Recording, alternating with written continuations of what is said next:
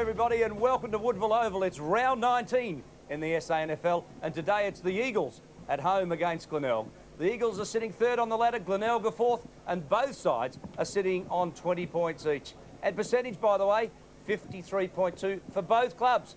This is the classic even matchup. Only 9 points separates both sides' seasons. You couldn't get it any closer than that. Stay with us. We're live until 5 on ABC TV Sport. Joining us, Eagles champion Andrew Pays. Andrew, bit of an announcement before the match at the Eagles luncheon, which we'll cover at half-time. We won't do that right now, but a great moment for you.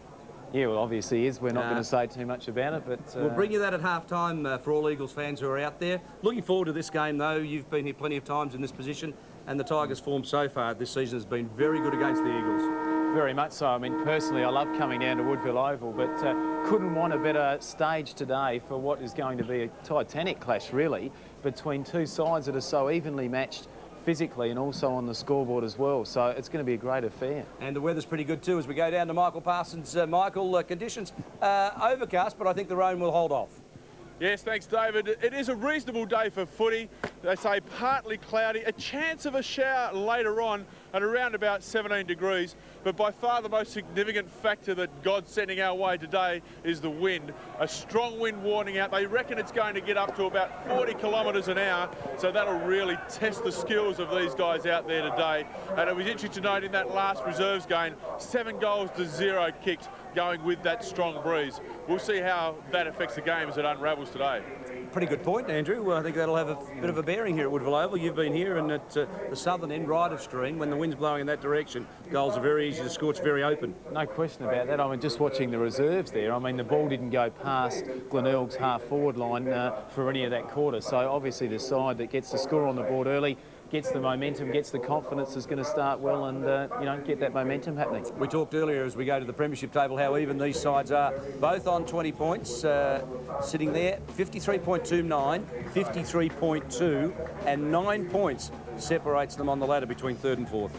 And the interesting thing about it, just speaking to Mark Micken before the game, when you have a look at it, I mean, mathematically, no side is guaranteed a spot in the final 5. So not only are they looking to consolidate a top 3 spot, both of these sides, in that really mathematically they could end up both out of the 5. I guess only two sides, south and north, can't make it as we go to the goal kickers. Julian Burton for Sturt sits atop the ladder, 58-27. Can Adam Richardson catch him? Well, I don't think so, David. I mean, Burton's strike rate's outstanding and Adam Richardson's running out of games. But, you know, West Adelaide have got another Greg Miller in there as well, with hands from South, Robert New, and Matthew Pavlik, a young lad that's had enormous exposure this year in his first year of league footy. He's sitting up there on 33 goals. And for the Eagles to win, he'll need to get a few today as well. What's interesting, they've already met twice this year, once at Glenelg Oval, once at Adelaide Oval. In round 1, Glenelg got the chocolates. In round 10, they got the money as well. In round 1, it was David Grenfold with 3, but Matthew Pavlich, on debut for the Eagles, in round 1, kicked 2 goals, 1, and in round 10, 3 points separated the sides, and there were 9 individual goal scorers for Glenelg and 8 individual goal scorers for the Eagles. Saw that game at Adelaide Oval. The Eagles were actually 22 points up with about 7 minutes into the last quarter and got steamrolled by the Bays. So they'll remember that, the boys. They're pretty keen today for the win, and 2-zip against the Bays this week. That all sort of leads to a great encounter. As we go to the Eagles lineup, you're still very close to the club, Andrew, and that is not quite their best lineup, but getting very near to it. It's not far away, and obviously with the injection of Robert Pyman and 53 touches in the reserves, he got a fair bit of footy there and 5 goals, 3. He's going to be an outstanding introduction into that side. We mentioned Pavlik before. Adam Pearce has had a terrific season, and he actually spent last year overseas, and he's almost come back to the club as a recruit. Rhett Biglitz has been outstanding in the ruck, and Gavin Colville last week. Plenty of touches and plenty of drive from the midfield. Biglins, Colville and Pearce, you must suspect, would be the Eagles' favourites for the McGarry medal. No question about that, along with Pavlik. I mean, we went through and tried to pick our top 10 for the season this year, and you couldn't go past a few of those Eagles players. So their drive from the midfield obviously going to be pivotal today. As we go to the Glenelg lineup, Mark Nayley joins us, Michael Parsons as the toss. Nick Chigwidden, who's just a couple of games off 250, wins the toss, kicks with the breeze to the right of Woodville Oval as we go to the Glenelg lineup. Mark Nayley joins us, and along with Michael Parsons. Yes, thank you, Dave. I mean, it's a good Glenelg side, Michael. I'm just going through that team at the moment. Having Corns up there, forward line, is very damaging along with McEntee, but really, I mean, their midfield with the Ruckman and Golding coming back from a bit of AFL experience, and Piccone also with the Crows and Cook around the mark. I mean, Glenelg's midfield is very, very strong. Yeah, the midfield is going to be critical today, Mark. I agree with you. Since their last bye 7 weeks ago, they've lost 3. They've only lost the 2, and that was to Norwood Sturt, 2 teams that do have good midfield. So when somebody runs with Glenelg in the midfield, they do struggle, and the Eagles are that type of team again today. Very strong in the midfield. Corns last week kicked 6 for the Bays. I think it's the first time this year they've had a goal kicker. It's the first time this year that they've had somebody to kick a few goals. Scripps got 5, so if they can get some goal kickers on the board again today, then they'll be right up there with a chance. Lance Piccone on screen, back this week after missing one with an ankle injury.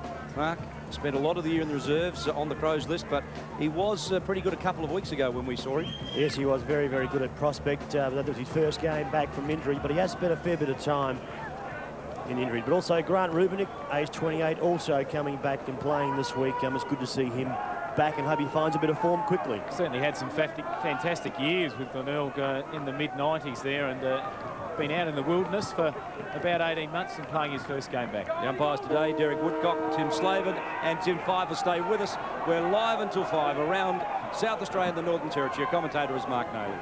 Yes, a great bounce by the umpire to start today's proceeding. Big Matthew Golding up against Rhett Biglins. I'm looking forward to that clash here this afternoon. First touch goes out towards the Eagles. It's Colville goes forward. A big kick. Big leap up forward there was by Matthew Pavlik. Couldn't bring it to ground. Quick kick out from defence. A chance again for the Eagles. 29 is Ugritic. He'll straighten up. Head for home for goals. Another high ball up. Again, we see number 2 and Filippo in there. McCarthy tries to suckle the ball off the ground. Let's see if the boys can keep it in. I don't think they can. Number 4 and Nicholas Pesh just sees it out over the line. 2 key players there, Michael Filippo and Adam Ugritic. Adam Ugritic been in fantastic form. They're very best of mates, live around the corner, and no doubt they'll be looking for each other today. Golding, who was named in the 25 for the Crows, but playing here for Glenelg today. As Pearce applies the tackle. A little bit high, that tackle too. Would have been a little bit unlucky there in Kelly not to receive the free kick. The umpire was in perfect position as well. Hazy Rubinick seems to have the job on Pyman. Yeah, well, he's obviously started there. Always played a lot of footy in defence, and Robert Pyman, as we mentioned before, in fantastic touch last week. One of the smartest players going around, and his use of the ball generally spot on. Sikalella in the face of Kelly. It'll be interesting, that one today. Pavlich high above the pack, thumps it down. Chigwinna misses it. Golding's second effort was very good. It was Kelly who flicked it out quickly to Higgins. Comes back in board. They're playing corridor football today, Glenelg.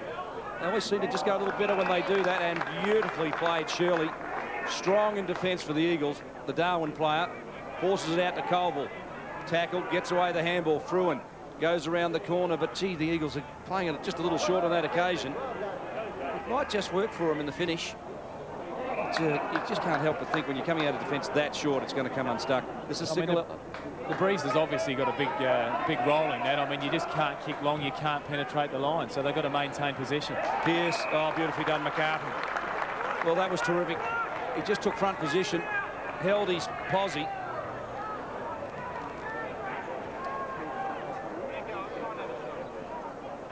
Breeze obviously not favouring the kick here into it, coming over his left shoulder, so it'll want to be a very, very penetrating kick. John McCarthy deep into the pocket. Biglins was the target, but front position, it's the skipper, Nick Chigwinna. The captain in the back pocket. He looks forward. He's got Fogden short if he wishes to use him. Golding works back hard. Sujay Cook. It's a high ball. Judged beautifully there by Michael Filippo. Needs to get the ball back in quickly. He does that. The kicks out, gives him a chance to jump. High there, number 39 for the Eagles was Scotty Matthews. We saw a jump here, I think, was about round 3 or 4, Andrew, and it was an enormous leap. Possibly the mark of the year so far in the SANFL. Yeah, it certainly was. He's certainly got some leaking potential. Scotty Matthews, along with Brett Burton last year. Jumped over the moon a few times. Bounce down inside 50. Biglins gets his hand on the ball. Chicky works hard. Playing today from the back pocket. Wouldn't have played much football there. Good work there by Sicarella. Lays it out. Lovely for Filippo. Couldn't bring the mark in. Eagles still hanging on to it. Ugrinic's in there. Needs support. Goes out wide for Colville. Colville pirouettes around, heads the ball high. Under it, number 9 is Floriani. Couldn't take it. Comes up to Ciccarelli. He heads home for goals. Couldn't control the kick, and it's out of bounds on the full. Had a fair bit of the footy already, Justin Ciccarelli. Very, very neat, both sides of the body. Would have been a little bit disappointed with that kick into the breeze. The Eagles looking for some firepower in their forward line. Pavlich stumps it to ground. Pearce flicks it out to Colville. Colville's been in the action early. There's a free kick back, however. Higgins against Colville. There's some feeling in this match. Colville goes off with the blood rule. Very interesting with Scratcher. It's not the first time he's had a blood nose. He quite often gets that, and as we can see, not too happy about coming off the ground at any stage. I think it's fair to say, Andrew, the way he plays the game, he's tough, hard at it at every contest. Always tough and hard at it, and either that or he likes putting the tissues up his nose or something, but if you asked him, it wouldn't be the first time he's come off with a blood nose. Pearce quick to take the kick for the Eagles. The Eagles have opened up their forward line pretty well, but Glenelg have done well with Rouvray dropping back, just filling up the hole, and I guess that's going to be the plan. Rouvray looks for an option now.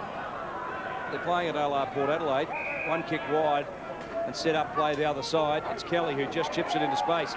Here comes Chigwidden. Grandstand wing feeds it back inboard. This is where Glenelg really need to run as branching forward. Paul Sherwood goes from half back to half forward in a sweeping motion and drives it along. Big fly up underneath the ball. Corn snaps back. 6 straight last week. That's a miracle goal. Mark Noley liked it. 6 straight, and he gets a miracle one the opening minutes of this match. Fantastic kick over his shoulder, like you rightly called, David. I mean, the run started from in defence. They chipped it across. Kelly used the ball beautifully to Chigwidden. But what a great goal over his right shoulder here. Could have gone for the left, but no, just the checky. Laid it over the boot and straight through the middle. Very unorthodox. Fair start. If you were teaching a kid at primary school, you would not recommend that sort of kick in that position. He almost kicked the ball from about three foot above his hips. A fantastic effort. You couldn't teach that. That's instinct. That's instinct. First major to the Bays. Lead by 6 points. Good hard work in there by Golding. Couldn't find a target to release the ball to. The running player out wide is Holland. A little bit too much pace there for number 2 and Raiders. They hold possession. Good handball out there by McCarthy. Chips it again forward. Who's back there? The big leap over the top couldn't be taken. Down to Ugrinik again. Just needs to take hold of the football. There's 1. There's 2 fumbles. Now he finds it. Oh, heavy work done. He finds a little bit of space because Ugrinik pushes the ball out. You see how strong that breeze is up forward. And a good mark taken by Rouvray. I reckon last time these two sides met, Rouvray dominated. 15 kicks, 9 marks. And he's opened pretty well today as Ugrinik chips it in forward and short. Ciccarelli, he's covering plenty of ground, but Kelly's finding the ball too. Yeah, well, that's what's happened this year with the midfield. I mean, they've been allowed to back themselves in. The Eagles have controlled that position for most of the year, and Mark Mickens backing his players in. Another one here, Adam Pearce, obviously getting down forward and presenting himself in front of goal with an option and a good opportunity to slam one straight through the middle. Just while the kick's about to happen, Colville's got his blood nose under control. He's put the mouth guard in, which he threw into the back of the coach's box, and he's back on the ground. Pearce from 20. Tight angle, you need to take left post. Well, he took plenty of it. It swings back a little too late. It's the right idea, just not quite the right execution. Yeah, probably could have allowed not as much there with that shot for goal. And he kicked 7 goals in his career, so he would certainly be disappointed with that effort. Well, he's been a back pocket for half of it, Paisy. Yeah, he's played a few games this year in the middle, though, mate. Yeah, good goal. He'll come back and sneak a few in by the end of the day. Oh, Ugrinik just hot early to see Joshy Pearce. Just couldn't break the tackle. Good work. Prior opportunity would have been the rule, I reckon, there. He didn't have prior Another guy that started very, very well again today. Adam Ugrinik missed 12 months with a shoulder reconstruction from a bench press incident. He's really found some form this year. You've got to stop putting those weights on for those fellows, Paisy. Floriani comes in board. Good run by Whelan, goes over the top now. Number 32 running too hard is Jason James. He's back at it again. Matthews comes up with now again that breeze up there. Really is causing some problems for the Eagles forward line.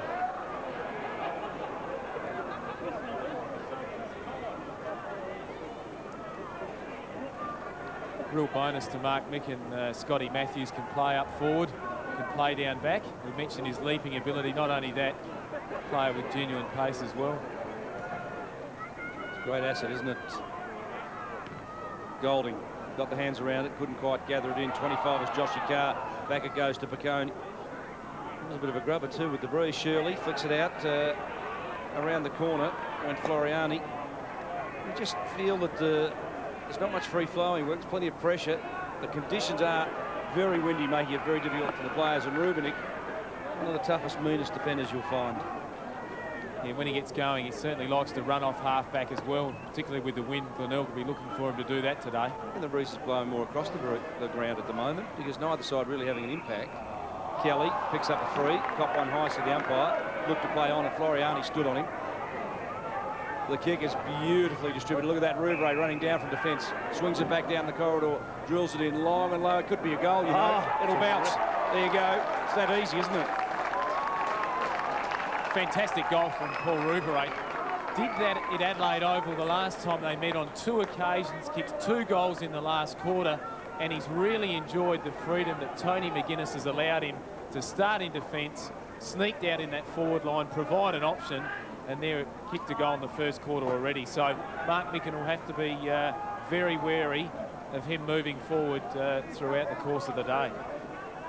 Well, he's standing Matthew Pavlik this afternoon, so the young fella needs to be just paying a little bit more attention to his centre half back. We're back in the middle, 12 plays, 11-point margin to the Tigers. Good bounce again. Biggles this time pushes himself higher than Golding. Gets his hands to the ball. Cicarella in tight, gives it across to Ugrinik. Ugrinik kicks the ball high. One-on-one, Rouvray and Pavlik. Pavlik goes to the ground. Rouvray puts the spoil on. Coming through hard there was Higgins. Ball chips out from Burke. Burke comes in board. Good kick forward. Finds Joshy Carr. Carr got players out wide. Goes in that direction. Kelly, quick hands across the Raiders. Bickles puts a bit of pressure on him. The captain's come up forward. He'll take the handball now. Just off balance when he took that. Coming across hard there was Whelan. Also, Cheek Whitten's in there. The free kick's been paid. I think we'll go back to Whelan. Been another player this year that's caught the eye of not only his club but AFL scouts, and be half a chance to get drafted at the end of the year. Interesting you say that, Paisley, because I guess there's probably amongst the SANFL players this year 30 guys with a genuine belief that they could get drafted. There's only going to be about 80 or 90 spots. Pretty tough to get a jumper. It is indeed, and the majority of those obviously come from the under-18 competition in Victoria. But still, there's no shortage of scouts having a look at players every week. So we go down to Michael Parsons and the Eagles bench. Yes, you just see them sitting there. Big Jeff Wiggins just waiting his turn in the ruck. Robert Pyman in for his first game this year, and Dean Holland has already got a bit of a sweat up when he went on to replace Culver with his blood nose. Good call. Darren's already had a run. And in other matches around town, it's Port. Oh, South have jumped them. A big one for you, Nails. Yes, I've backed them this afternoon, the Panthers. Oh, you couldn't. Well, I have. Other game, we go out to Richmond. We see West Adelaide level pegging on 12 with Norwood. The goal's been kicked again. A great start by the Tigers to the captain and Chick with them. That's his first for the afternoon, Andrew. And they are kicking with a slight breeze, and it shows on the scoreboard. Not only that, I just think they're using the ball a little bit better as they move forward. Just the excellent vision here from Sujay Cook. Saw Chick Whitten out the corner of his eye, popped it over, and Chicky from 25 metres out drills it straight through the middle. So just starting to gain a little bit of momentum, Glenelg, at the moment. Well, what really isn't a significant breeze going their way. No, well, I was interested to hear the weather report before the start of the game. We might just check with Michael Parsons just to see how much would he put down as far as goal terms. Yeah, I said a little bit different than you guys. There's a significant breeze down here, and I'd be interested to see the number of possessions that the Eagles have had as they go forward again compared to the Bays. To me, it seems like the wind is just assisting those 3 goals, but the Eagles really are got hold of the ball a little bit at ground level. Well, that's deliberate. Oh, free kick. You're just never going to see one more obvious than that. Now, Paul's a pretty intelligent bloke, but fair dinkum looks like he's got an IQ of 3 on that one. McCarthy in I think he was going to have a chat to a mate of his over on the boundary line there. He went straight over. I wonder whether he thought he wasn't over already. No, he knew exactly what What do you reckon? He knew exactly where he was and exactly what was happening. He just thought he might be able to get away with it. Just a little glance down towards the left-hand side of the line. He thought he might have been able to get away with it, but the umpire's right on the spot there. So his direct opponent in Pavic, who, by the way, didn't kick a goal the last time these two sides met. 2 goals, 1 on debut in round 1 when they met. So he's a goal average against the Tigers, and that one's drifting far right. That breeze is very strong. Floriani tried to sock it through, but couldn't quite get there. And that one's a bounce. Yes, it's certainly swirling straight across the ground there. I mean, that looked perfect kick off the boot there, and it just died at the end. 46 possessions, the Eagles to 30, Glenelg. Glenelg have been into their forward line 3 times for 3 goals as Joshy Carr heads for the boundary line. Straight out on the full. Thank you, Paisley. Took the words right out of my mouth. I knew you had that covered. Obviously going for the point there and just sprayed it. And, not a good move. Chance around his body. It's a good kick. That breeze really is causing some problems. A mark has been taken here by Filippo. A heavily strapped left shoulder. He just looks inboard, now comes back with the check side, puts it on its way. What will the breeze do with the football? It's not a bad kick. Unfortunately, just couldn't quite get it between the big white sticks. So another behind to the Eagles. They're 2 behinds. They trail Glenelg on 3 goals. And after that kick, Michael Filippo is going to come off, and Robbie Pine are going to come on for his first run of league football this year. Fantastic to see. Obviously, Mark Micken just thinking with the smaller player, perhaps the more mobile player there with this breeze, it's not going to be a day for big marks, of which Michael, that's his strength. So just looking for some real creativity and some real poise from Pyman. We might go back to Michael Parsons. Glenelg have made a change as well. Yeah, Matthew Golding's come off with a good dose of claret coming out of a cut above his left eye. He really looks like he's been opened up quite nastily. Can opener. 33 coming on as Damien Gigney. He'll go quickly into defence as the Tigers bring it out long. Fogland was the target. You just sense the urgency lifting right now as Floriani pushes one into the forward line, and Piccone marks in front of Pyman. That's a pretty good matchup as well. Yeah, it is, both very similar in size and build. Obviously, Robert Pyman will be looking to just use the class and cleverness that he's got in and around the goals. Colville dragged under the contest. Speedster and Ugrinik heads out after it and just forced the ball forward. No deliberate then. As we go back down to the boundary. Yes, Matty Golding's just gone downstairs to get the zipper inserted. I guess I'd say about 4, David. Thanks for that, Doctor. Gigney's come on to replace Golding. Takes the ball out of the air. Hotly pursued there by Rhett Biggles. He held him up, took him to the ground. The umpire will come in. Ball up right in front of the commentary box here. A nice afternoon at Woodville Oval. Ciccarella in there again, working hard as Chigwidden, fighting for the football. A good start. Eagles had their fair share of the football, just can't find the major at the moment. Gigney tries to back punch it back from Chigwidden to Gigney. Gigney heads home now with the football. Came out hard, looked like McEntee with him. Turning around, blind turning. Good work there by Carr. Carr then gets around Crowell. Heads home, Corns is up there. The big work in Pavic. He's worked from centre half forward to centre half back. Oh, the umpire had his whistle to his mouth, just gave the play a little bit more time. Coming through hard again. It's the big fella in Pavlik. Eager to get hold of a kick. Pesh, one hand on the football, couldn't bring him the second attempt. And having his first touch of the footy was Robbie Pyman for the season. No problems there with discipline with Matty Pavlich. Found himself deep in defence, picked up a couple of possessions. Paul Rouvray really chancing his arm to penetrate the forward line. Jeff Wiggins comes on, immediately makes his impact felt. Takes Chigwidden hard. Chiggy plays on quickly. Higgins was the player who drove it forward. Underneath that one was Corns. Couldn't quite take the mark. It's Rogers, the Eagles skipper, switches it to the far side and out on the lead. Scotty Matthews. Doesn't he cover some ground? That's a pretty good kick as well to Pearce. He drills it in hard and low into the breeze. Pearce has got Ciccarella, ignores that option down in the midfield, forces it wide, and it's Rogers. Well, you don't get any more reliable than him. Just thinking when he switched play there to Scotty Matthews, lost count of the amount of times there. He'd grab the ball in defence, swing around onto his right foot. He just led with so much confidence to his leg because you knew that he was just going to find you. I guess you've played 100 and odd games in front of him. Very rarely does he miss the target. I guess he's responsible for a lot of your stats.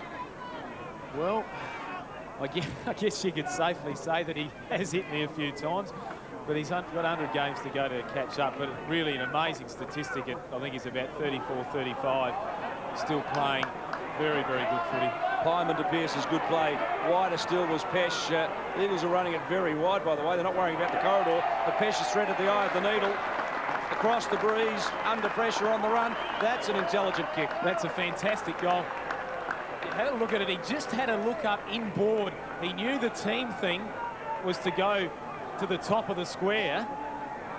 You just see him here have a quick glance up to the top of the square, realised that no one was there, but was good enough and skilled enough to drill it from the boundary line. That's his first touch and his first goal. An excellent result for Nicky Pesh. Bounce up again, 10-point margin, still favouring the Tigers. Pearce gets his another touch. Good work by Piccone. Handballs it back to Higgins. Higgins heads towards centre-half forward. Big clash of the bodies there. Working in there is Chigwidden. Quickly onto his right boot, goes up forward. Corns gets it back. Number 13 in there is Justin Scripps around the body. He may have brought up his first for the afternoon. I think he has. The two fingers go up. So a quick reply by the Tigers. They move out now to 4 straight goals. They lead the Eagles 1-2. Excellent play from Chad Corns there, just to hold the ball in the area.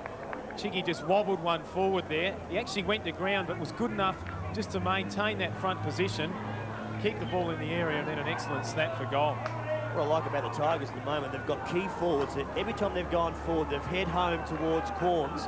If Corns hasn't touched the ball, he's brought it to the ground, and all of a sudden he's had players hitting in, taking it, kicking goals. They're playing in front too. 6 times into their forward 50 for 4 goals. Pretty good conversion rate for the Tigers, who are playing it right down the middle.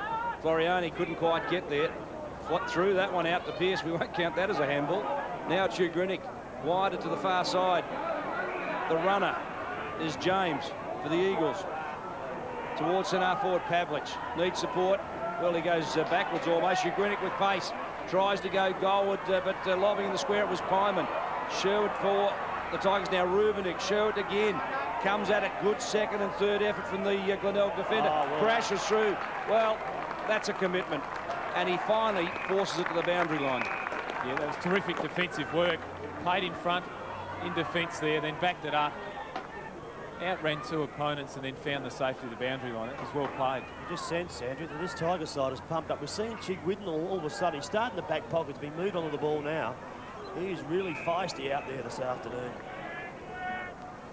Certainly nothing unusual for him to be feisty. Understands the importance of the game, and he's always been a captain that's led from the front, and he's led by example, and he's certainly showing that to his charges today. 24 plays 8. Good start by the Tigers, but they are favoured by a breeze here this afternoon. Good mark out there by Cook. Sujay gets back quickly, gets the ball inboard. Chigwidden working down hard. This time puts it on the boot. Wasn't a good kick. Coming out hard again with Scripps. Over the back again. Chance again for the Tigers through Carr. Needs support. Wasn't there. Eagles defence. Oh, good work by Corns. He's put the pressure on. The kick's gone high. The spoil finds the boundary line. Will be thrown in. Yelling for the Bays. They definitely are here this afternoon. They've started very, very well. We're nearly 23 minutes into this first quarter. I think blood rule again. We'd see. I think it is. Looks like Gavin Colville coming off again. Obviously the blood rule with that nose again. Well, we've got time. We might check the other grounds. We've got one down at Albertson where we see Port playing south, and the Panthers 23 are up against Port Adelaide on 14. Down at the Richmond Oval there, very, very tight one indeed. West Adelaide on 19. Lead the Legs by 1 point. Now the game, North and Sturt. We see Sturt, they're on 28. The Roosters on 13. Here at Woodville Oval, it's Glenelg 24, the Eagles 8. Glenelg have kicked 4 straight goals with the breeze. The Eagles are 1 goal too and have made hard work of it as well. Cook brings it back inboard. Kelly flicks it into Higgins. They're combining pretty well. Now it's Fogden. Rucking at the moment with Golding in the change room, receiving stitches to a cut over the eye if you've just joined us. And you just see the defensive action of the Eagles. They just smother the Glenelg forwards. Paisley, it seems to be that they just move in on them, shepherd them up like sheepdogs, and Matty Golding sitting on the bench. Yeah, well, their entries into the forward line, as we mentioned, I mean, they've kicked 4 goals straight, which is an outstanding result. Not only that, I mean, they're just doing so well to hold the ball in the area. Nicholas thumps it down. Sujai Cook, 2-on-1 contest. Floriani wrapped him up. That's a tremendous tackle. And how often do we see that from young John Floriani, Nails? Yes, he is. I've seen him a couple of times this year. I've been very impressed. Not much of him, David. He's a lightweight. There's no doubt about it. Look at his weight here. He's only 70 kilograms, if that. And that really is a light frame for a SANFL football. Looks like he's got great courage and great commitment for the Eagles jumper. Looks like a jockey, but I've never seen him beaten. Has a heart as big as his father, who played Aldo. Skipper the Eagles back in the 70s. Pearce just shepherds the pack. Sujai Cook goes hard at it. But gee, there's very little movement. Finally, Nicholas out to Higgins.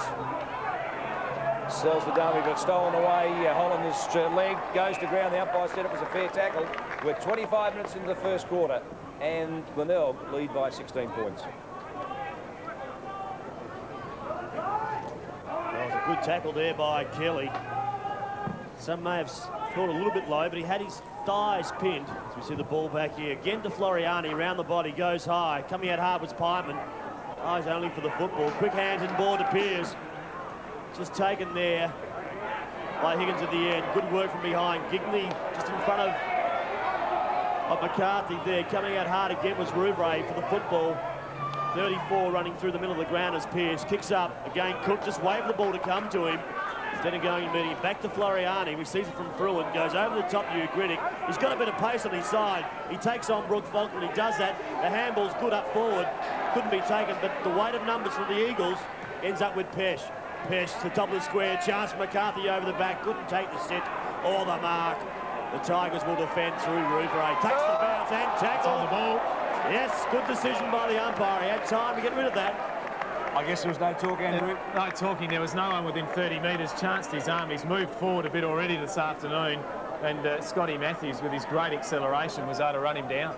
He was quick over 10 yards, Matthews, wasn't he? And now, last one long towards the point of the square. Wiggins thumps it to ground. Pyman, who's roving, just missed the crumbs. They came down. Oh, it was Holland off the ground. Well, that's going to be a ripper. As good as Corns at the other end. You don't see goals like that too often. Socking it through. And I guess that's the one that Glenelg got, that the Eagles have responded to. Certainly was. It was a bit like young Chad Corns is in the first quarter, but Dutchy Holland got himself in the right spot, the front of the pack, chanced his arm, realised he didn't have time to pick it up and went bang, straight over the top. So that was a very important goal to the Eagles, just resurrected a little bit of momentum of which Glenelg have had for most of the quarter. And they go down to Michael Parsons once again. See, changes being made to stop that bleeding nose of Gavin Colville. They have, made. It wasn't actually bleeding this time. They noticed there was blood on his Guernsey. He's come back in. He'll be wearing number 47, but there's Leach's picnic in this coach's box because Rhett Biglands has also got a cut chin. Oh, there's a bit of blood being spilled here in the first quarter. Great football. Corns just used his body, couldn't bring the mark down. Running across hard there is Pearce. Should take this. Has time. Corns, extreme pressure. Good work by Hall from behind. Coming through hard as the captain and jig with him. Gets it over the top again. We see Pearce go in for it. Takes the Eagles player without the football. And Stephen Hall should take the free kick. He hasn't. May have played that a little bit. Oh, he should have. Certainly did everything in his power to make sure he got one. Roll cameras. He does. He dives. He's not a footballer, he's a thespian. He's a comedian, that fella. Well, the umpire didn't buy it anyway, and that's the main thing. Rightly so, too. Whelan picks up the ball. You do feel a bit foolish when that happens, though, as a player. You go down, and the umpire just looks at you, shakes his head and laughs. Well, you're out there on the ground, you're in defence, you think, I might be able to sneak one here, but when you look at it on replay, it's probably a little bit more exaggerated than what you originally intended. Pearce got it out to Fruin. Fruin claimed by Piccone. Now, that was interesting, Andy. Piccone did the ruck work for Glenelg, and then 20 metres down, just quickly got back as we see Tony McGuinness, John Schneebickler and Peter Carey. Gee, not much better brains trust than that anywhere in the competition. Certainly 3. So the siren sounds. It's a 10-point ball game in favour of Glenelg. An entertaining first quarter. The Tigers did have the breeze, and the Eagles will come back in the second quarter with it. Just see there that Glenelg, obviously 4 goals zip with these type of conditions and these sort of breeze that is down here today. That's a fantastic effort. They moved the ball well through the midfield and brought it back through the corridor. Did well to hold it in the area through Chad Corns. Got the Crummers to the front of the ground, and they converted well. The Eagles had a lot of the play early, but just couldn't manage to convert, which is probably due to the fact that it is a fairly swirly breeze down here. However, it was a pretty close encounter in that first quarter. No side really gaining any huge ascendancy. And that's, as we mentioned before, where they're at on the premiership table. It looks like it's going to be a close one all day. Yes, so at quarter time here at Woodville Oval, it's the Eagles 2 goals to Glenelg, 4 straight goals, 10 points. The difference at quarter time in the SANFL match of the day. You're watching SANFL footy on ABC Sport.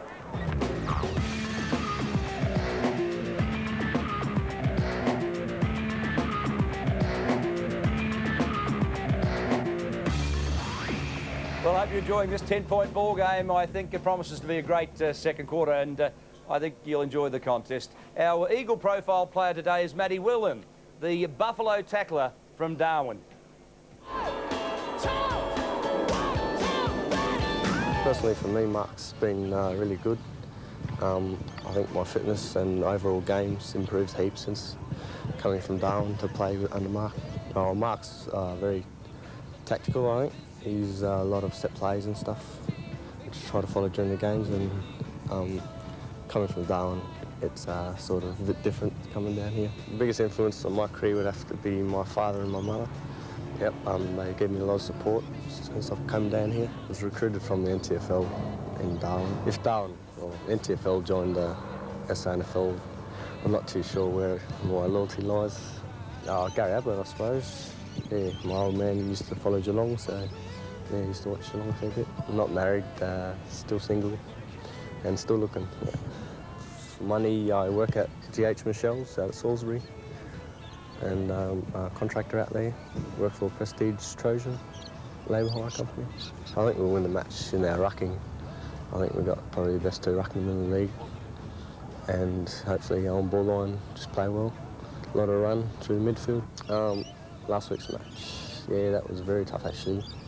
They came out firing Westies, which I think took us by surprise. And then Mark gave us a few stern words at quarter time, and I think that got us back on track.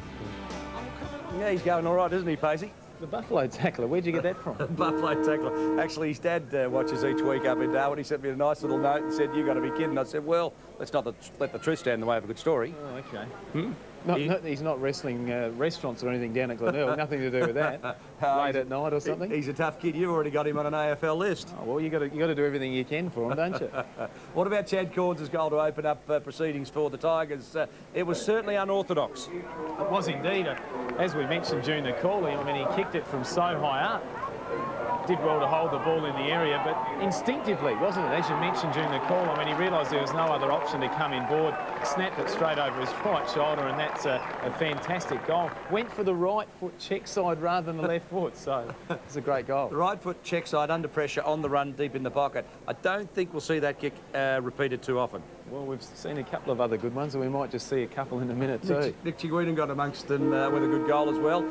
He comes up in a couple of weeks for his 250th game. I think that'll be round 21 when they play Port Adelaide at Glenelg. That'll be a big day for the Bays. His whole quarter was terrific. We just see Sergei Cook obviously realised Chiguinen had a fair bit of space, saw him over at the corner of his eye, and Chicky from that distance rarely misses, and he had an excellent start to that quarter. He realises the importance of the game and he leads by example. I guess we're going to have to go to Glenelg, aren't we, for Chicky's 250th?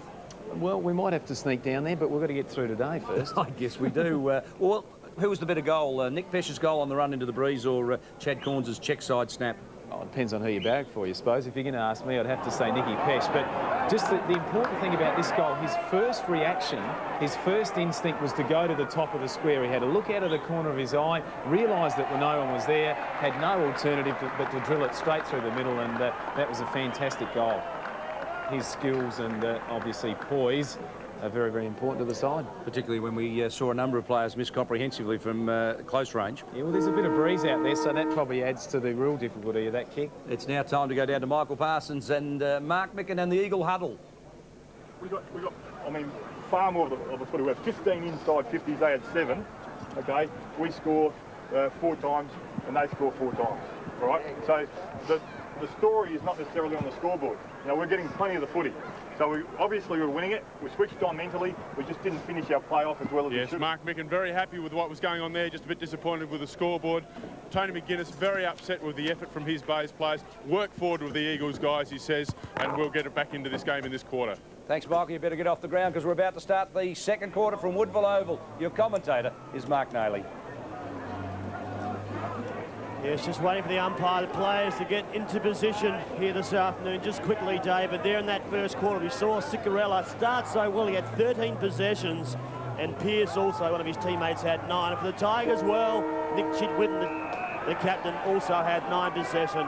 Good start by the Tigers. 4 straight goals, 24. They lead the Eagles 2-2-14.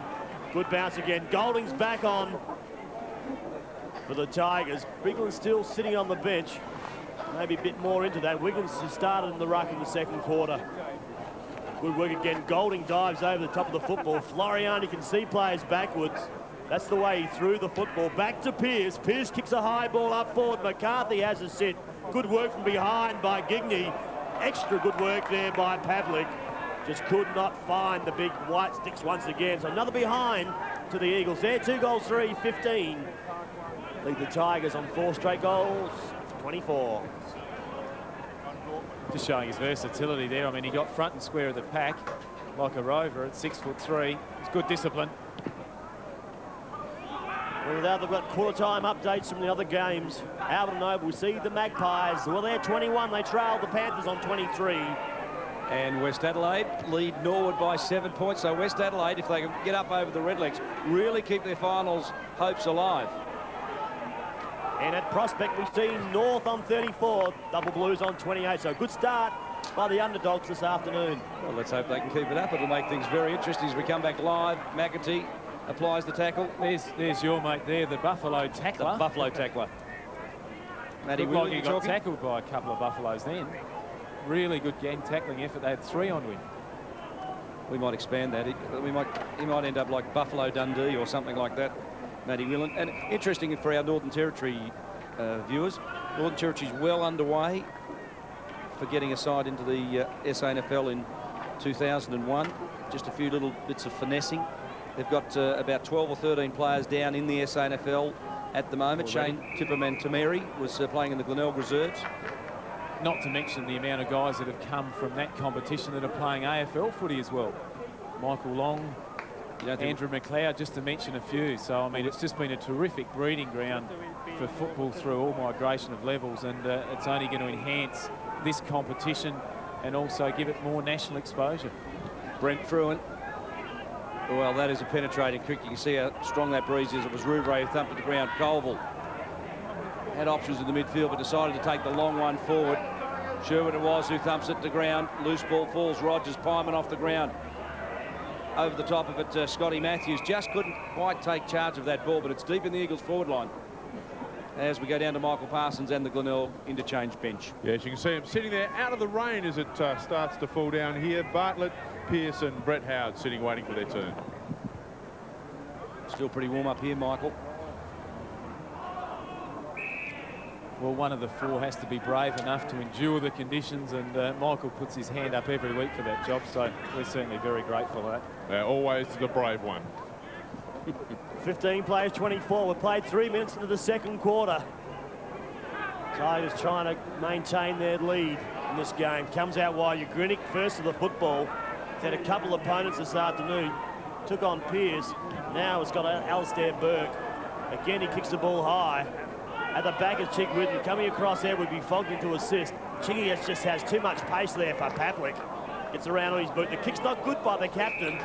Only go as far as Adam Pearce. So Pearce, he too very quick to get back. Now indicates he wants to go long. He's got McCarthy up there. He's also got Pyman sitting waiting for the football. Pavlik works back hard as well. So a bit of marking strength up there. Decides now, look for the short lead. Comes out hard to McCarthy. He hits the ball hard. Needs support. Player inside 32 is James. Pyman applies the tackle and pushes the ball out over the line. Across down to Michael Parsons there with the Eagle bench. Yes, more warm players sitting down. Holland, Filippo and Rhett Biglands have started on the bench. Michael, you might just find out what's wrong with Biglands, because clearly he's been one of the dominant ruckmen. Pesh around the corner, squares it up, beautifully done, Pesci. And Pavlik marks at point-blank range. Great pressure applied by Fogden, but couldn't force the spoil. It's just the classic team goal that's drilled into the players week in, week out. When you're on the boundary line, look to the top of the square. The forwards know you're going there to play in front. Gets himself an opportunity to kick a goal. 4 kicks, 4 handballs to Pavlich. A strange move there also. He started with Rouvray, David. Now has got Fogden. And I thought Rouvray did well. So Pavlich puts it inboard, gets his first for the afternoon. The Eagles get an important one back with the breeze. You can put that one down to Nick Pesh. Yeah, it was an excellent kick, as we mentioned before. I mean, Nicky Pesh kicked the goal down the other end from the boundary line, realised had nowhere to go, went to the top of the square instinctively, didn't even have to look. Matty Pavlich read it well, played in front, ended up in a result. It was a good goal. Yeah, for those viewers at home, number 47, supposed to be David Gallagher this afternoon. He has been called up for the Crows. Is in fact Adam Colville wearing jumper 47. And down the boundary, Michael Parsons. Yes, you ask about Rhett Biglands. He came off, he had an ice pack on the end of his chin, and he also had a graze on his knee with the blood rule, was the original reason he came off. But I think Wiggins is going right to hold his place on the ground at this stage.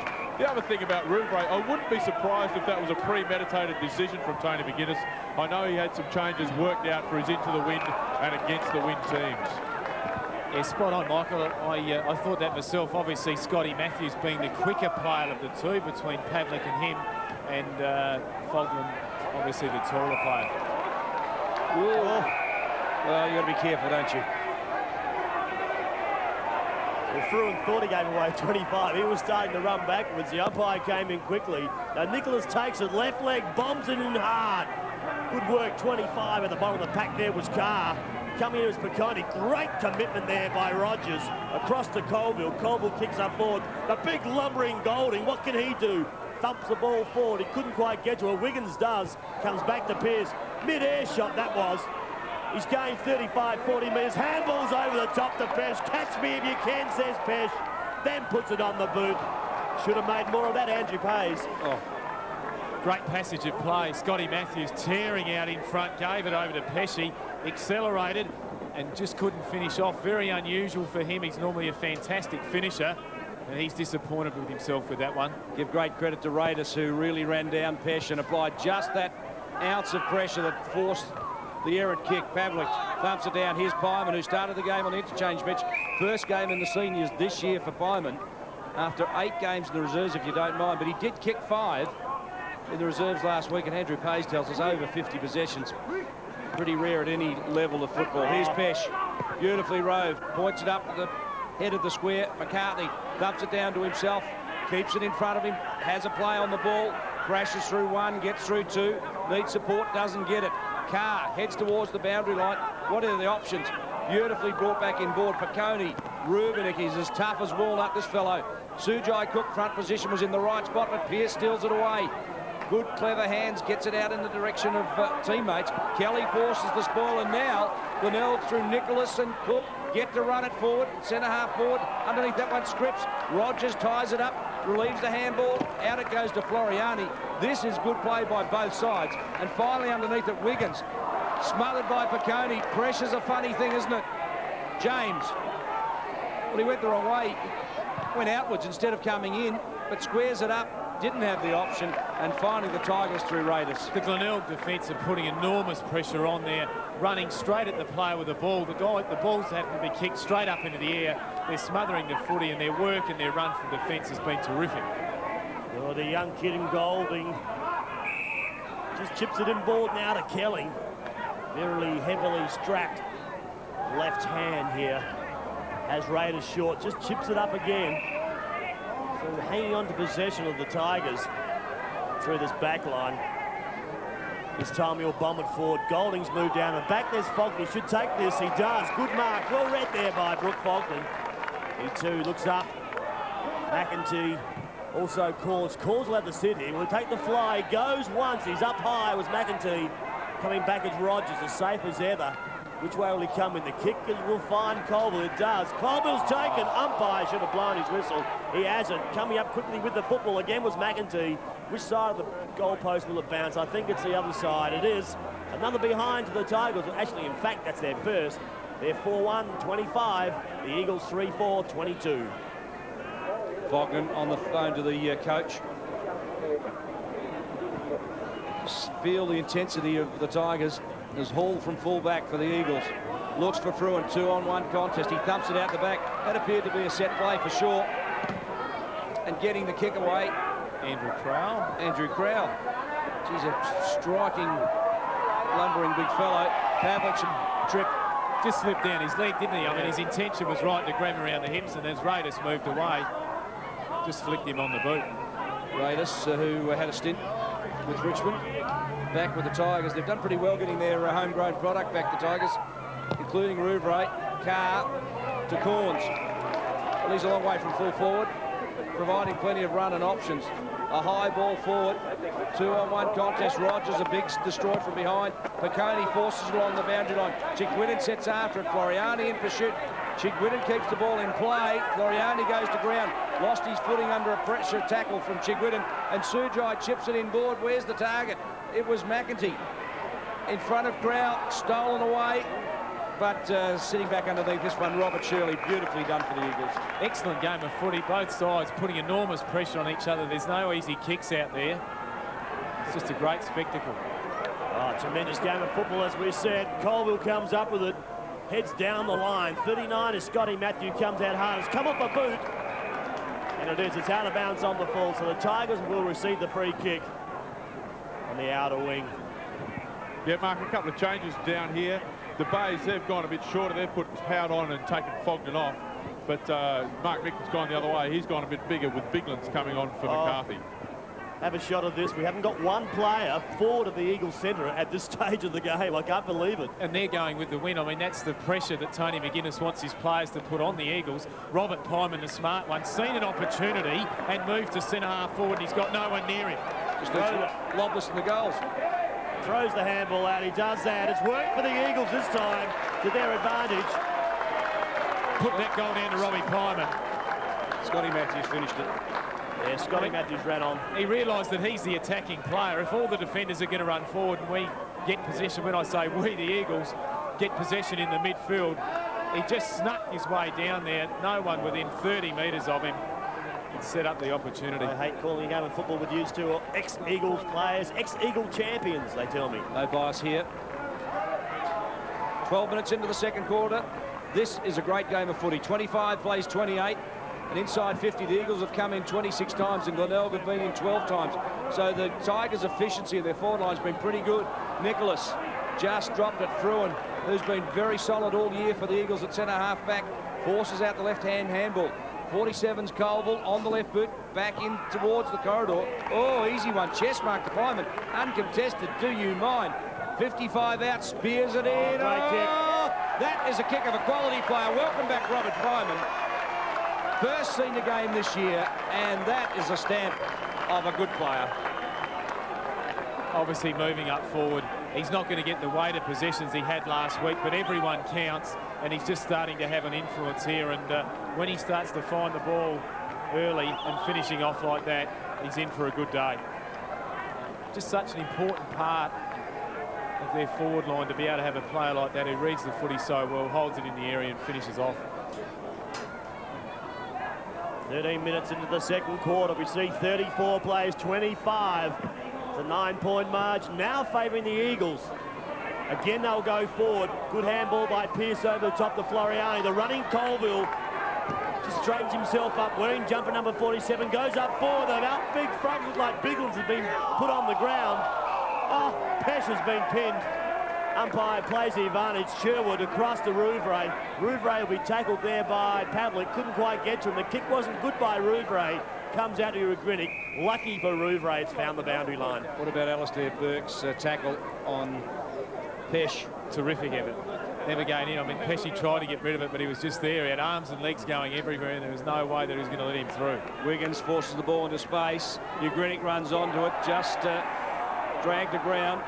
46, Brenty Howard heads towards the boundary line. We're 14 minutes into the second quarter.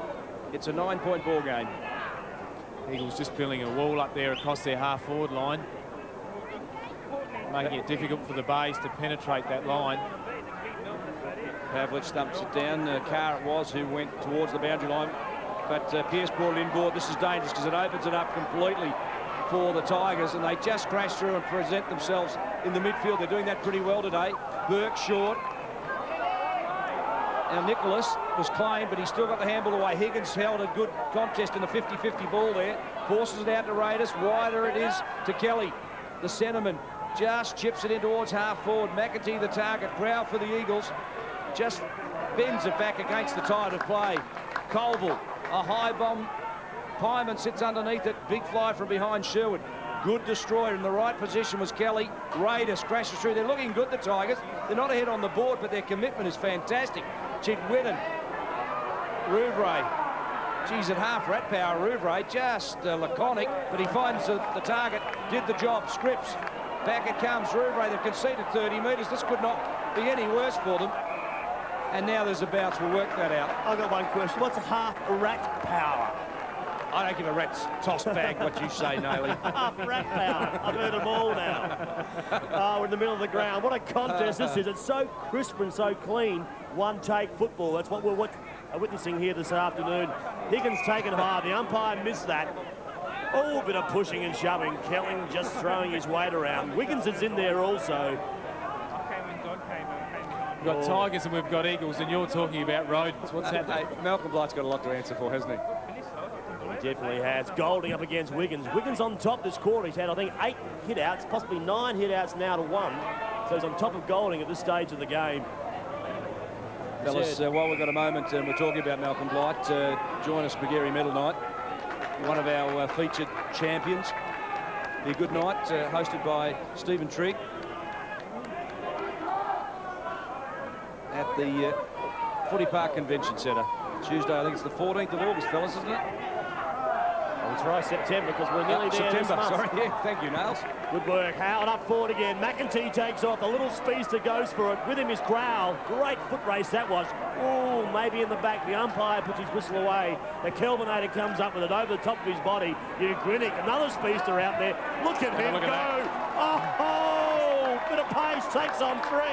Will they catch him? They won't. He goes again. Glenelg heads it high now. Where's Pavlik? He's up there. The hands go up the back. Here's Robbie Pyman. That's Pyman's second. An opportunist. Here's Robert Pyman. Pretty exciting to watch Adam Glenelg on full burst. An original Crow-listed member, when Robert Shaw was there, he used to say to him, pick out the hot dog stand behind the goals and just run straight towards it. And that's exactly what he did there. Amazing turn of speed. A long penetrating kick. Robbie Pyman read it best. I've not got a witnessed sausage the game roll this over year, the back. fellas. That's fantastic. Sorry, Andrew, for interrupting. I've not witnessed a game so far this year where it's just one take. Everything is one take up there. There's great pressure, but when the players have to stand up, it is one take. As we go down to Michael Parsons on the boundary.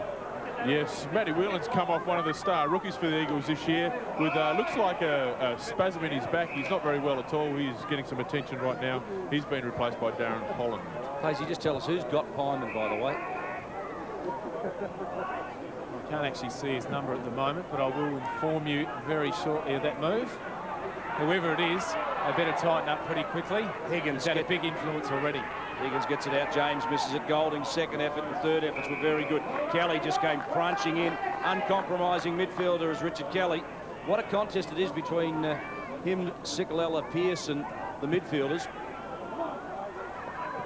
In other matches around the country, we know that Geelong is belting the power. We'll cover that at half-time in this match. We're 18.5 minutes in, and the Eagles have 40 points. Glenelg at 25 points. It's a 15-point margin. Just getting back to your opponent on Robert Pyman, we just see here where Brett Higgins has moved on to him. very difficult player to match up on, Robert I Pyman. reckon Raiders has got him now. I reckon they've made a change, haven't they? Yeah, I reckon It was only just recently, happened, yeah, Michael just Raiders recently gone made back. the change. Obviously, realising the class of Robert Pyman needs to be watched very closely. So Tony McGuinness certainly aware of Pyman's influence, ringing the changes. I'll tell you what, both sides have been pretty well coached today when you look at the matchups and the changes around the ground. Chigwidden, 55 out, goes for goal. He needs to take the left post. Oh, no, he doesn't. He just swings it back into the breeze. That is a ripper. 2 goals on the board to Chiggy. He's having another big match as he nears the 250 milestone. He just seems to get better. That's his second goal. Mark Micken has put John Floriano in to mind him this quarter. Chicky's done well there. He's penetrated the line through the 50 metres, and that was an excellent kick into the breeze from about 40 metres out and wobbled it through. Well done. Andrew, you're an expert kick on the run. Tell me Chigwidden meant to get the right-hand helicopter going then. He just realised that obviously an aircraft was a better way of getting there in the end, and it sawed its way through. 9-point margin, still favouring the Eagles. Good quarter of football. This is great stuff. Local football on your ABC this afternoon. The kick's high. McEntee, as I said, couldn't bring it to ground. Cook, quick hands. He knew he had players inboard. That was Scripps. It's over the top. Again, the captain's out wide. Chiggy runs around his opponent, then pushes it up towards forward. A good kick and a good mark taken by Justin Scripps. He's kicked one this afternoon in a very difficult pocket, I believe, this afternoon to kick another goal from. Mind if I correct something, Nails? 272 games to Nick Chigwidden. Oh. He's 247 goals. I'm just getting my figures around the wrong way. Well, he's closing on 250 goals. We can say that this afternoon. Yes, he's only one off it now. There's another goal there to Scripps. That's his second. Oh, the Tigers have come back. They've kicked the last couple of goals. They're 6-1-37. They'll trail by 3 points. The Eagles 6-4-40. Had a big influence on this game, Nicky Chigwidden. Had a lot of possessions in the midfield. We mentioned that John Floriani's been moved onto him. That hasn't curbed his influence much this quarter at all, and he's really rallying his troops there through the middle. Goldie on the phone to the coach as we go back to the middle. 3-point ball game. What a contest it's certainly been. Colville towards half forward. Look at the big pack forming. Rubenik forced under it. Ball comes to Ugrinik. 48 and closing. Heads towards goal. Straight down the middle. Bedai Dick. It's a 9-point ball game as Ugrinik opens it up yet again for the Eagles. That's his 10th kick. 10th kick and a couple of handballs there, and he just really is providing an enormous amount of drive through that midfield. On the run, there's not too many longer kicks than him, and just with that amount of pace, he's just got the ability to pull away from an opponent and free himself up, and not only an excellent day today, but he really has a very, very good season so far. Well, I'm trying to pick the player he started on would have been, I'm trying to go back, he started with, he's had 3 opponents this afternoon, I know that. The second one before there was Raiders. He's now picking up Brent Howard, so he's had 3 opponents this afternoon and taken them all on. And he's done well. I think it was Pearce started on him. It's a great kick, comes towards the commentary position here at Woodville Oval, and we've got 3 other games this afternoon being played around the state. At Albertson Oval, well, the Maggies are in gear now. They're 41 over the Panthers, 23. Westies and Norwood having a very, very tight affair down at Richmond Oval. Only 6 points in it, Norwood in front. And at Adelaide Oval this afternoon, well, Double Blues, they've also found a bit of breeze. They're 48 to the Roosters on 40. Back here, 46 plays, 37. Again, we see Kelly go up forward. The delivery's not good at the backers haul. He picks it up cleanly. It's got Floriani down the wing. It's a good kick in that direction. Nicholas is going back with it. Fruin's there as well. He just sees the ball out over the line. There really is a battle here this afternoon. Tigers up in that first quarter. The Eagles came back, kicked the first 3 or 4. They kicked 5 in the second quarter so far. The Tigers have kicked 2. Oh, Chiggy. A little bit of trouble there. Just both umpires having a say. Fruin comes in, just tries to take the ball. A little bit of a coat hanger there, David. A little bit high by the captain and Chiggy. Well, one thing about Stephen Hall, I've never seen him play for free kicks. Today he's played for 2. And I'm not sure that's part of his makeup. Well, this fellow, it's a good test for him today. There's a few clubs having a look at him, and these sorts of games are the ones that you know whether players can play in the pressure games or not. And certainly so far, Pavlich has holding up pretty well. It's the Eagles by 9 points. We're live from Woodville Oval throughout South Australia and the Northern Territory. Biglands wins the tap. Pesh roves it beautifully, bends it back. Underneath this one, Colville sells the dummy. Pavlich skirts around, feeds it back. Biglands runs onto it, couldn't get there. It was Rouvray. Rouvray. And Rouvray, a clearing kick towards Nicholas, who marks strongly. Well, it was a 3-on-1 contest, and if Nicholas had missed that, the former Westminster boy, I think, would have been in trouble. On the left boot. Target is McEntee, misses it. Josh Carr overran it. Holland gathers it in. McEntee claims in. Crowell's there, 17 for the Eagles, and Holland holds the ball and the bounce. Very good crowd at Woodville Oval, enjoying wet and wintry conditions, but it's hot out in the Middledales. Yes, I wouldn't say that wet out there. The balls really are handling it well. Pearce takes on the tackle, then comes up with the football. 25, the bloke he ran into was Joshua Carr. Now he plays on Pearce. Good work, will be supported by Floriani. The kick down the line. He saw Biglands by himself. 1-2, grabs at it, bounces onto his feet. He's 50 metres out, sets home with the football. Will the breeze bring it back? I don't think it will. So another behind to the Eagles. They now move on to 7-5, 47. The Tigers 6-1, 37. Great play by Adam Pearce there. Saw that Biglands had 20 or 30 metres on his own. Played on, took his opponent on, ran down the wing and found him. Just couldn't quite finish off with the goal. Well, surprising, fellas. That's Brett Biglands' first possession for the afternoon. Frankly, Madeira, I don't give a damn.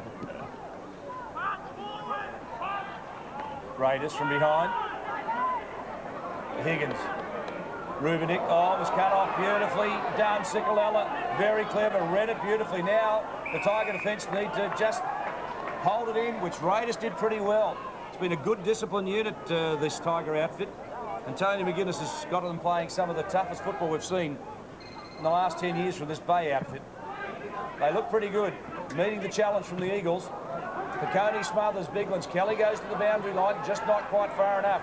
Raiders comes back inboard, gets a good shepherd, and goes long. Carr underneath it, threw it upended. Carr got it from McEntee. Grover's one, that was the only option really. The kick was clever.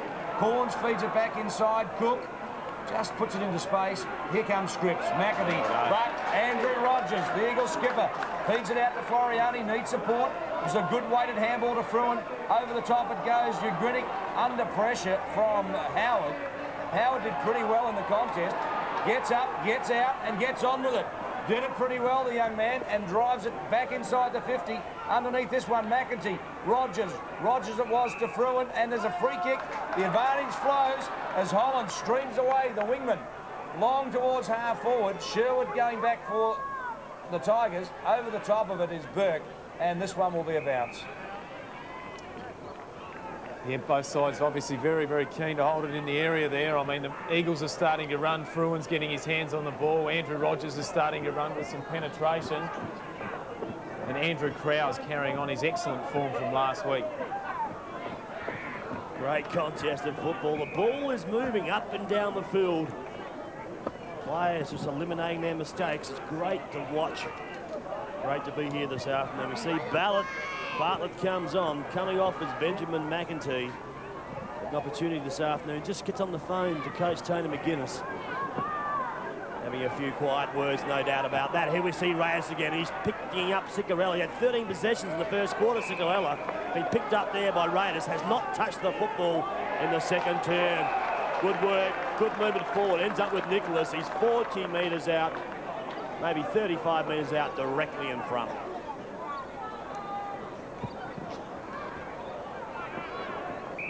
So Simon Nicholas, he's had 4 grabs this afternoon, 3 kicks, half a dozen handballs, wearing jumper number 7 for the Tigers.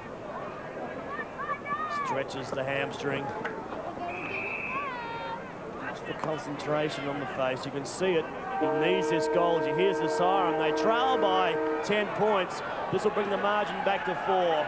The left legger puts it on its way, pushes it out towards the right goalpost. As he brought it back, I think he might have. We got a 4-point ball game at half-time, fellas. What a half of football that was. fantastic stuff. I mean, obviously we got a good indication there of the breeze. It has died somewhat. He's gone back and kicked it straight through the middle. That gives Glenelg a little bit of momentum to go into this at half-time, and certainly got a great contest on our hands, as we promised you, with both sides giving their all in that first half. 5 goals to the Eagles, Andrew, in that quarter with the breeze, but 3 goals to Glenelg has kept them right in the hunt. At one stage, the Eagles got out to a 12-point lead, and Glenelg have been able to just reel them back in. Well, their perseverance has been terrific, and we mentioned before their tackling in defence is excellent. They were prepared to run through the lines, not irrespective of the breeze there, which, as we've mentioned, has died down, and they've kept themselves right in touch. And the Eagles, on the other hand, certainly went into their forward 50 on a number of occasions, perhaps haven't used the ball as well as they would have liked, and as a consequence have kicked a lot more points. So at half-time, the scores are the Eagles 7-5, Glenelg a 7-1. A 4-point ball game. You're watching SANFL footy live and exclusive to ABC TV Sport.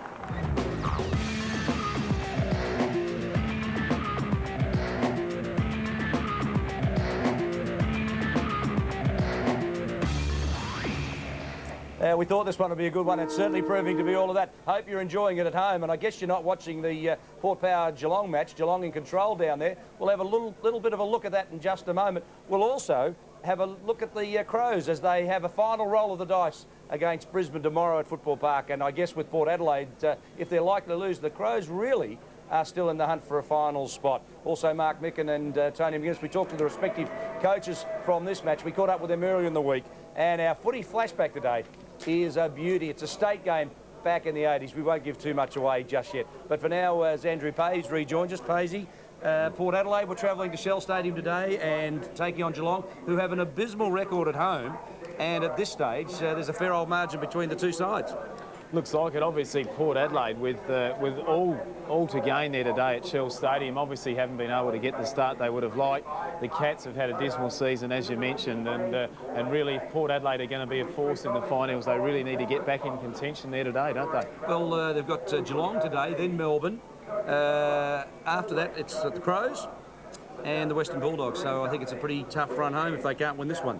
I ask you this, what sort of a contest is it going to be at Football Park for that showdown? If the Crows can get over Brisbane tomorrow, they're both on 10 wins apiece. It'll be a civil war in South Australia, I'm sure of it. I think even if one was top and one was bottom, it'd still be civil wars. We go to St Kilda and Adelaide last week. Of course, without a ruckman, the Crows proved that they could still win without a recognised ruckman. And would you think of who they used in ruck, Andrew? Well, I think they went for Trent Orman-Allen, who's smaller than I am, and I could never ruck to save myself. But obviously it worked. We mentioned before that Malcolm Blight was going to try a few tricks. He did, it worked, and they got over the line, which really was a courageous win. Brady Burton, what sort of an impact has he had not only on the Crows this year but also on the competition? He's been terrific. Michael Parsons, I guess Brett Burton's in line for the mark of the year. He's got about 8 options to win it. That was going to be my question, David. Which mark? I mean, he's been absolutely fantastic. I haven't actually seen too many Crows games this year, but I remember coming to this very ground last year and Brett Burton stood on about 4 or 5 people's heads. He's just a phenomenal athlete, and the good thing about him is that he's got the endurance to go with it. He is going to be a fantastic football player. Darren Jarman again, obviously just showing his class there. His ability to balk and then penetrate the goals is outstanding. He's going to be very important tomorrow. Mark Nailey, Darren Jarman indicating he wants a 2-year contract extension. Oh! Brady Burton goes up and kicks one. But great news, Mark, is that the Crows are looking to sign Darren Jarman for another couple of years. Yes, we see Darren Jarman, age 33, smile on his face there as we see that was a great goal he did kick there in that third quarter. But Darren Jarman, he's pure talent. There's not too many players, I believe, in the competition that has his skill, but more importantly, I reckon his brain power. I mean, he is a very, very intelligent player. Mightn't be off the field, but get him across that white line, and he is an exceptional player. Nails, I guess Essendon and Brisbane are the form sides of the competition. If the Crows are going to sneak a finals berth, they need to get over Brisbane tomorrow. It's a very big challenge. Well, I sat on the outer last week and watched Brisbane play Port Power, and they are a very, very disciplined side. Big, strong, tool-marking players. But Adelaide have found a little bit of form over the last couple of weeks, and I just think it's going to be a great contest. Just depends what this weather's going to turn out like, but Adelaide love playing in the wet. I don't think Brisbane do. Michael Parsons, you've had a little bit of a look at the Crows. You just look at some of the positioning of players. We're used to seeing Nigel Smart at half-back. He's on a wing, Jarman in a pocket, he's at centre forward. Binky is normally a full forward, he's on another flank. They really have swung their side around. Yes, I guess we can't take too much from what they put in the paper these days, David. There is always a bit of shuffling going on depending on what the coach decides right at the last moment is the best matchup. But one of the players coming back in, I think, is going to, well, we can't underestimate his importance, and that's Kane Johnson. Just the way that he's been getting hold of the football and add some run. I really think if he can get going and the midfield can find a lot more of the football, then they might be able to touch up the Brisbane midfield, which is absolutely dominating. Just looking through the stats after last week's game, I think the three guys across the centre had something like 80 touches between them. It really is the place they get their drive from. I guess, Paisley, as we go to the Brisbane lineup, they probably would have the best goal-to-goal line in the competition. There's no question about that. I mean, Lee Matthews has been a revelation up there, not only himself, but what he's done with a few players. He's moved Lepic back there to full back, along with Ackermanis have provided enormous run, and also Adam Huskus there has settled into their defence nicely. I saw them last week too. They're a terrific outfit, full of run, full of confidence and full of skill. And as you mentioned, with Malloy and White up there at centre-half forward, their goal-to-goal line is outstanding. Nails, what's the key to the Crows beating the Brisbane Lions? Well, the big player that I was impressed with last week was Big Clark Keating. He took on Barnaby French and also Brennan Layden, beat both players hand down. He is a key to their side winning. Also, young Simon Black, only his second season of football. He is an outstanding young player, to go with it. But I just think the Crows, they really do look good when they do attack from the back pockets through the half-back line, then run the ball through the, that midfield. They do look good, but I think they just need players like Jarman to fire, also Bickley to stand up, smart to get hold of the football, but more importantly, they just need, a real, 22 players just performing at their best. I'm worried about you, Nails. It sounds like you're going for the Crows. Well, I'm not, David. I saw Brisbane last week. They are a finals side. They're up in the top 3 or 4 teams in the competition, and I reckon come September, they'll give it a shake. Well, he's true to form. What about you, Michael? Are you going to jump on the Crows bandwagon, or are you sticking with the Lions? No, I had a look at that replay last week. Didn't have the finances to go and sit next to Mark Nayley in the outer. But Brisbane, they are the form side behind Essendon in the league, I would say. They really have got something going. The momentum's going their way. Adelaide, good win last week. I wonder how many they're going to string together between now and the finals. Can they get up and do it again? But I think we're going with the Lions. Oh, 8 in a row, Paisley, if they're going to get there. Yes, the thing about it, they've got to come back to Adelaide for 2 weeks in a row. Had obviously a good win last week. It's a fair ask to come back 2 weeks in a row. Crows a bit of momentum. They're a silly chance still to make the finals. Yeah. If it's going to be wet conditions, the ball's damp, bit of breeze, obviously that'll bring Brisbane down a bit. And I think you'll find that the Crows will make a good account of themselves tomorrow. I can't wait. You're tipping the Crows? I'm going for them, yeah. OK, it's a tall order, no question about that. A little bit closer to home. We promised you we caught up with Mark Micken and Tony McGuinness. Both coaches are happy with their sides at the moment. Yes, the skill level is definitely higher this year than last year. We worked very hard on it over the pre-season, and it's one of the things that we clearly focused on. And the skill level improvement has been an enormous part of the improvement in the club over the course of the year. We've worked pretty hard on our skills, and if anything, I think we've probably improved in that area a little bit. Some of our young players have had that extra year now, and their skills have really consolidated, and I think it's probably an area that we've picked up on, if anything. Footballers are more athletes today, there's no question about that. We work pretty hard on that as well, on making them adaptable and a lot more athletic in their whole approach to football, and it's worked pretty well over the pre-season during the course of the year. It's also something that you work on, and I think we've got a fairly young club, and a lot of the lads that we've got playing here are pretty good athletes. It's something that we've developed during the pre-season, and as pre-seasons go by, that's the sort of thing that does sort of evolve in a footballer, and I think it's we're fortunate here to have some fellas who have a good natural level of athleticism, and that serves them pretty well as footballers. The bye is not ideal for anybody, but with a 19 competition, you've got to live with it. So different sides take different approaches. I heard Peter Jones from Central was talking today how they have had a trial game on their byes. We've tended to have the weekend off, and I sort of suck it and see a little bit depending on the result the week before. If we lose the week before, we normally train pretty hard on the weekend. If we have the right type of win, and I think we're going well enough, well then we're more likely to have the weekend off. Either way, we invite the players to come and have a look at the side we're going to be playing the week after. So it doesn't all have to be physical stuff, it can be mental stuff off the ground as well. Bye is just a fact of life, and you can plan around it. We know when we're having a bye, and therefore you arrange your training accordingly. it's not ideal. You know, in the perfect world, you'd like to have you know, a run of games where you don't have that break, but you know, you can use it. It can come at a good time if you've got a few injuries and that sort of thing, and a few things you'd like to work on. You can take advantage of it, but you know, in the perfect world, you'd probably prefer not to have it. The SANFL are working extremely hard on improving the competition. It's certainly seen as the number one competition outside the AFL, there's no question about that. But with the VFL coming in next year, that could certainly rival it. Look, I think the league are doing everything humanly possible. I mean, the ABC, with its coverage on television, gives an awareness. Still a couple of radio stations that are covering games. I think the clubs are working hard. I'd like to see a much more professional approach by clubs off the ground and trying to improve the overall level of the competition. Yeah, I think the SANFL's in a pretty good state, really. When you consider the way the competition's been managed, the crowds that we're still getting, and the quality of play. The role of a full forward has definitely changed. I think the days of having a Lockett or a Dunstall sitting in the goal square are finished.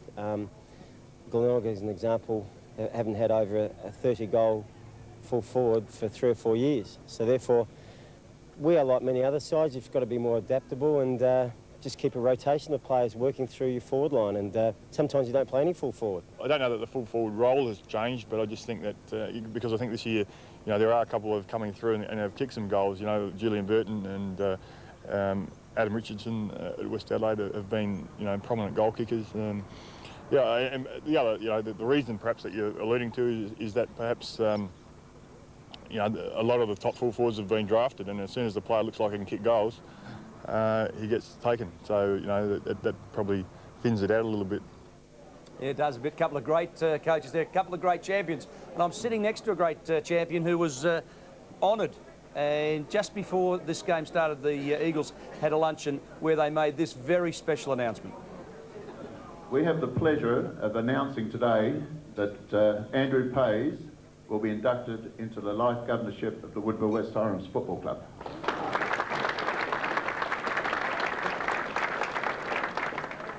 Great moment, Paisley. Now, we didn't tell you about it. We thought just, we know you knew, you were at the luncheon, of course, but a great honour to join some of the Eagles greats and to be inducted into the Eagles Hall of Fame. Look, there's no question about that at all. Les Stevens rang me a few weeks ago and told me that they were going to make the announcement.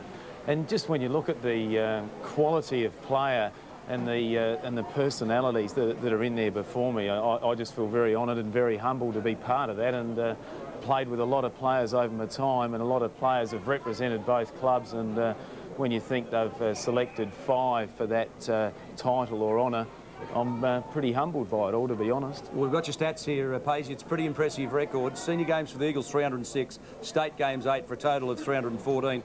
Goals, 231 club goals.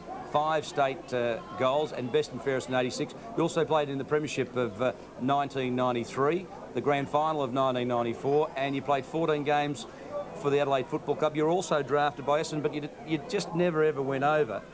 And the thing that worries me, you know, you've never really acknowledged my contribution to your career. I started you off as a junior, now brought you into the media, but no recognition still. I can still remember that windmill you gave me there in about the 1984 grand final. You were captain of the club, you liked the sound of your own voice, and you still do.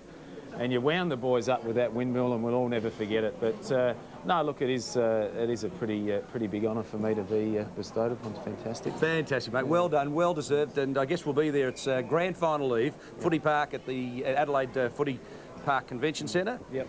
I guess another job for me to do, and you'll rock up there, and just let me thank the club for not only doing that, but for what they've tried to do at the Eagles over the few years after the merger. They've had the Stairway of Champions, and they really are trying to merge the two sides in, which they already have done, but they're doing a lot of great things. Yeah. Well, one fellow who doesn't dribble is Les Stevens, the chairman of the Eagles Club. He's down on the boundary with Michael Parsons. Yes, thanks very much, David. You're right. With me, Les Stevens. Les, it must be a great thing to get the two clubs together and be able to induct people like Andrew Pays, along with some other great players, into that Hall of Fame. Certainly, Michael. I mean, it's fantastic to have Andrew join such an illustrious group of past players. Of course, we have Bob Hank, Lindsay Head, Fred Bills, and Malcolm Blight. So he's joining some very, very good company, and we're very proud of Andrew. He's been a fantastic stalwart of the club, and he's always represented our club in the best light and embraced the merger. I mean, he's just loved by everybody down here at Eagles. People loving Andrew Payes, it's a horrible thought, but first impressions of Andrew when he rocked up, he must have been a big kid when he first come, but was the star quality there right from the start? Well, look, we saw Andrew play for the Eagles, of course, the old West Torrens Eagles. I came from the Woodville side, and I mean, from afar, we used to hate Andrew Payes running down that wing and cleaning us up and getting plenty of possessions. But when we merged, it certainly we were very fortunate to have Andrew join us and run down the wing for us. So he's given us a lot of pleasure over the years, and he's just a fantastic person. And there must be a good Andrew Payes story lurking around the club somewhere that Andrew just loved to be aired in public. Yeah, well, I'll probably have to ask Scotty Morford about that, because I wouldn't know any of those sort of stories. No. It's hard to get a little bit of dirt on the Bandit, except you can see that he's not playing now, having the chairman stand out here in the rain. So, yeah, but anyway, he's absolutely fantastic. So we're just thrilled to pieces for him. Okay, thanks very much for taking the time to talk to us, Les. Thank you very much. Good on you, Michael. Good on you, Les. A ripper bloke, and they're all paying tribute, Paisy. Might be the shortest life governorship in history, having the chairman standing out there in the rain. He might go in there and rip the title straight off me. He catches the flu and dies. You won't be able to make the announcement at all. Well, we promised you a footy flashback today. We take a bit of time looking at some of these. Today's footy flashback, it's a state game. It comes from the WWT in 1987. It's South Australia against Western Australia.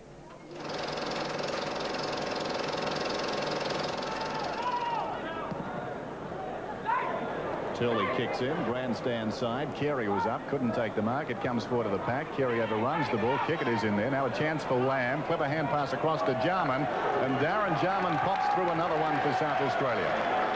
South Australia really dictating the terms and the pace of this game. Here's Burgess on the line of the square. The attacking side of centre goes long down towards full forward. And the mark is taken by Taylor. Good strong mark by Taylor in front. He steers it through. The third goal on the board then for South Australia. They're 3-2 and Western Australia 1 point. Deep in the pocket. That's a marvellous attempt as he pulls it back towards the kickoff line. Off hands, close to the boundary. Rowland has it in the right full forward pocket. He centres the ball. Well done. Waterson takes the mark. He steers it through. On that one, Rowland behind it, comes back to Peake, spills wide, taken by Golding, gets it to Benaglio. On the 50-metre line, he goes down towards full forward. The ball hangs in the breeze. Oh, great mark by Bremen. Bremen puts it through. Goal to Western Australia, their second. Taylor passes off to McDermott. He runs through half forward, kicks long. Here's a big chance for South Australia. Getting under the ball right down there is Ross Gibbs. Puts it through with no difficulty, so that's Gibbs' first goal. South Australia 5-2, Western Australia 2-2. Western Australia bring it to the grandstand side of the ground. Peake's got a couple of bad bounces of late. Andrew Jarman just waited back, gave it to his brother Darren Jarman. Now Ross Gibbs, as I said, loves to kick goals. That is evidence of that fact. He put it through. It's about that. Now he's going for distance. Long down towards full forward. There's a spare man down in the pocket. That's McDermott. Oh, it's Lamb down there for South Australia. When he comes, kicks from about 15 metres and puts it right through. The 9th goal on the board for South Australia.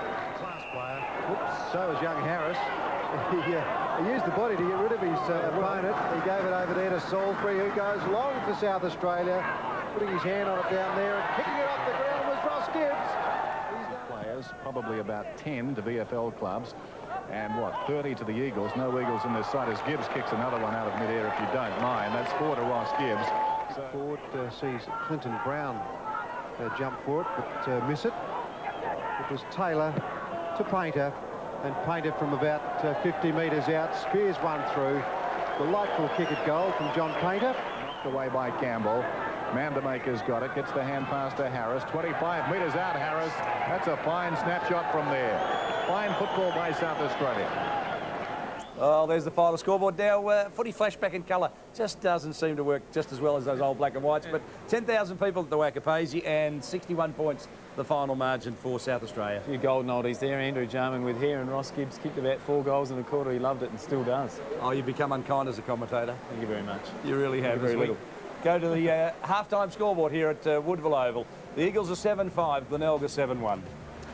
Yeah, well, there's not much in that, only 4 points. And as we're sitting here, David, the rain's teeming down. So obviously going to continue to be a very close game. As we look at the goal kickers there, Robert Pyman came on and kicked 2 that quarter.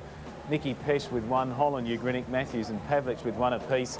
And for the Bays, multiple goal kickers in Scripps, Chig Whidden, singles to Nicholas Corns and Paul Rouveret from half-back. Mark Nayley, as usual, gives us the good oil on all the stats. Well, fellas, just 10 possessions are the difference between the kicks and the handballs. We see the Eagles have had a little bit more with the football, with 55 handballs as compared to the Tigers with 45 handballs. Marks were favouring the Tigers. Also, Freezer favouring the Eagles out there. Hit-outs where we saw Wiggins in that second quarter just get on top. 20 plays, 11. Centre breaks were pretty even, 8 and 5, not much in that. And inside 50, well, the Eagles have had it up there, but just haven't been able to get in front enough. And just individually, quickly for the Tigers, we see Chiggy's had 15 possessions up to half-time, and Carr and Kelly and also Higgins have all had 12 each.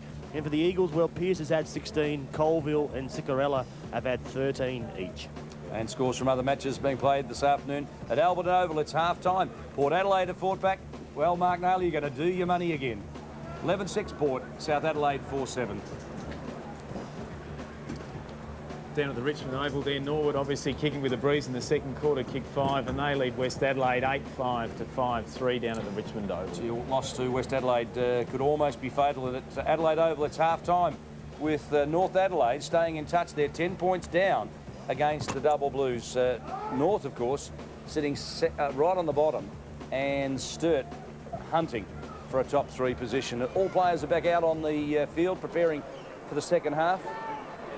Nick Chigwidden, who has really led Mark from the front for the Tigers, doing a great job. Yes, we just see there he's had 15 possessions, had 9 kicks and 6 handballs, and he's also managed to kick a couple of goals, 1 on the first and 1 on the second. I just said there in that first quarter, we've seen a very inspired Nick Chigwidden, realising, well, he hasn't played finals football now for a number of seasons, the Tigers. We just sense that he wants to be a part of the action come September. Umpire holds the ball aloft. Signals the start of the second half here at Woodville Oval. The Eagles 7-5, they lead by 4 points to the Tigers 7-1. Good bounce, sees Faulkner moved into the ruck here. Golding's come off after being beaten there in the second quarter by Wiggins for the Eagles. Again, Faulkner goes in. In there is Burke. Give the ball across to Howard. Getting very slippery here. Fair bit of rain fell there at half-time. Still falling. As we'll just wait and see. The Oval's in perfect conditions, so the ball will be very slippery. You see Golden's moving back, possibly back to centre-half forward now. Goes back to Fruin. Fruin comes inside, tries to take on Cook. Pearce will go over the top. Chiggy will take out Shirley. Couldn't quite get there quickly enough. Floriani down the line, kicks up high. Rouveret now has been moved back on to Pavlik. Working in hard was Piccone. Piccone just chips it up. Chiggy out in front. Dry weather football, but Nick Chigwidden takes the mark out in front of his face. Brings it back in towards Corns at centre-half forward. He misses the contest. James for the Eagles. Had the ball smothered by Burke. Crowell. Hasn't he been a dogged defender today? Just floats the ball over the top of Colville. Higgins provides a contest. And now getting the ball forward, Scotty Matthews for the Eagles. Into space it goes, and McCarthy marks. Now, he started pretty well, Andy, but we haven't seen a lot of him since early in the first quarter. No, he had a shot at goal early in the piece and couldn't convert then, so hopefully he'll line up and slot one through the middle. We might just go down to Michael Parsons, Paul Rouveret, who's been an influential player on the ground so far today. What's happening with him, Michael? I'm not really sure right now. The doctors and the trainers are all around him. He was just from a contest here right next to the boundary line. Looks like it could be the right knee. Chief bad news for Paul Rouveret. He's had one of those, hasn't he, and serious back injuries. He's a great player, dogged by injuries, is McCarthy for the Eagles. This is a very important kick. The first one after half-time, I guess, is the one that every coach wants, but that's a point. Just couldn't convert then. Getting back to Paul Rouveret, just amazing the misfortune and bad luck he's had with injuries. Just starts to get some form, get some momentum, and then gets struck down with injury. Hopefully it's not too serious. Again, the Tigers set it up. The kick is in by Piccone. Stumped over the top of the running players. This time Burke picks it up. He comes in board. He's got Golding the centre-half forward. The lumbering jack. He jumps high. Couldn't bring it to ground. In there again is Fruin over the top. Golding a little bit disappointed in himself. He was in the right position to take that mark. Just couldn't hang on to it in these conditions. Down again, still 5-point margin to the Eagles.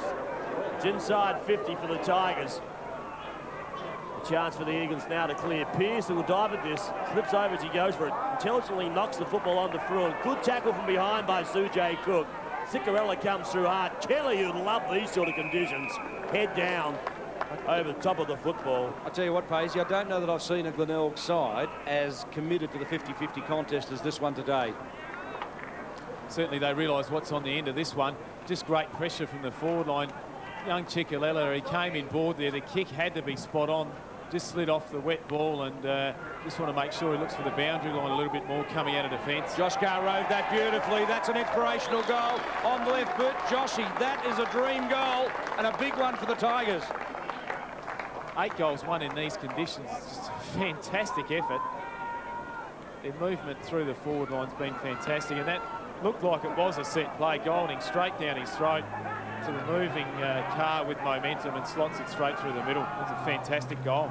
You can just sense, David, that Coach Tony McGuinness has spent a fair bit of time over the last few weeks, possibly months, just putting together a couple of special plays. We've seen a couple from full-back.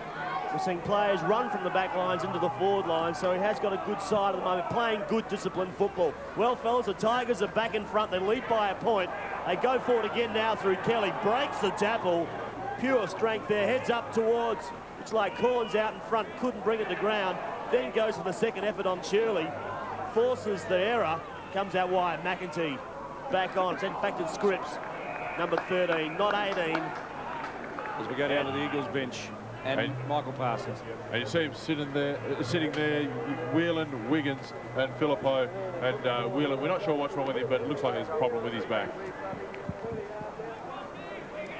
Chigwidden thumps it forward. We're just on 5 minutes into the third quarter. Chigwidden is fighting for his life. And the Tigers look terrific today. The Eagles have matched them in every department. But this is an epic contest, no question. Rain falling at Woodville Oval. And Golding in ruck against Fruin. Golding it was who thumped it down. Carr almost took it, but Shirley just cut him off at the pass. Nicholas just toe-poked the ball forward. Shirley gathers it in again. 3-on-1 contest. Good work for the Tigers, but it's Floriani with a relieving kick out of defence for the Eagles. Burke over the top of it. Couldn't quite take control, but he forces it forward. Colville steals it away, and under pressure just floats almost a 9-iron. Holland underneath that couldn't take it. Neither could Raiders.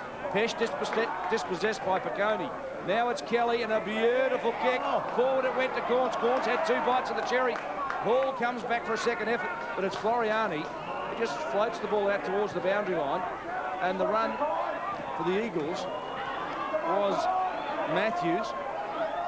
Into space it goes. This little fella's impressed too, Brent Howard. Tough and nuggety, finds the ball. Good courage. Chigwidden missed it on the flow through. Golding over the top of it. Pulled off it. Play on, said the umpire. Fruin was tripped, and the umpire blew his whistle. A little late, but he got it nonetheless.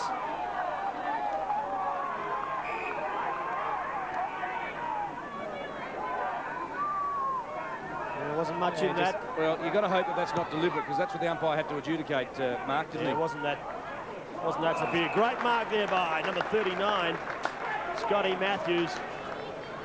Still got my nomination for the mark of the year here at Woodville Oval. As we see, Kelly comes up with it, goes wide to Burke. Burke's got loose players out wide, and Nicholas. Tigers are making more changes, more injuries to their side. Big thumping kick by Nicholas over the top. Will this skittle through? It bounces once. Who's back there? Fruin. Can he pick it up? He can't. He overruns the football, but manages time to be able to pick it up and hits it forward. Shirley taken high with the attack. McEntee has just come back on. Heads for the goals. Just couldn't quite control his kick and through for another behind. We may go down to Michael Parsons. Just couldn't quite pick up the play that did come off. And just down on the boundary line, Justin Scripps has come off. Looks like he's got a real problem with his elbow. They've dashed down into the room, so I wouldn't be surprised to see him off for some x-rays. Yeah, I think you did right. Scripps and Rouvray have been 2 pivotal players so far today, both on the bench. It's certainly hampering Tony McGuinness's flexibility, that's for sure. Crowell flicks it out to James, a late inclusion for the Eagles. Around the corner he goes. Raiders, good commitment over the contest.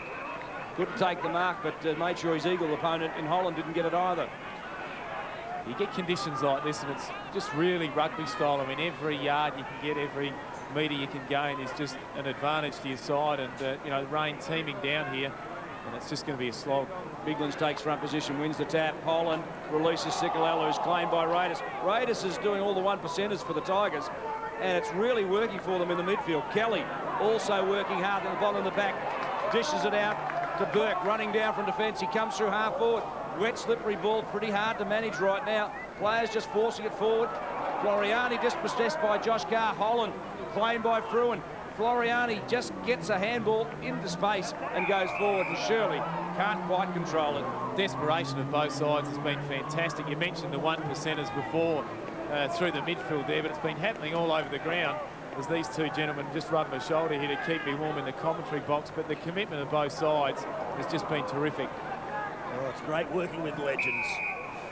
It's inside 50 again for the Tigers. Where's your South Adelaide Hall of Fame, Nails? Been working with David Mackay for a long time, and that's the first time you've said that. The rain is teeming down here.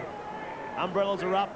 The plastic raincoats are on. The wellies are out there as well. We see Sicarella comes up with it. Quick hands inside. Goes over the top to Floriani. Oh, he's tough as nails. He comes back to the Kelvinator. He'd love these conditions also. Goes out wide.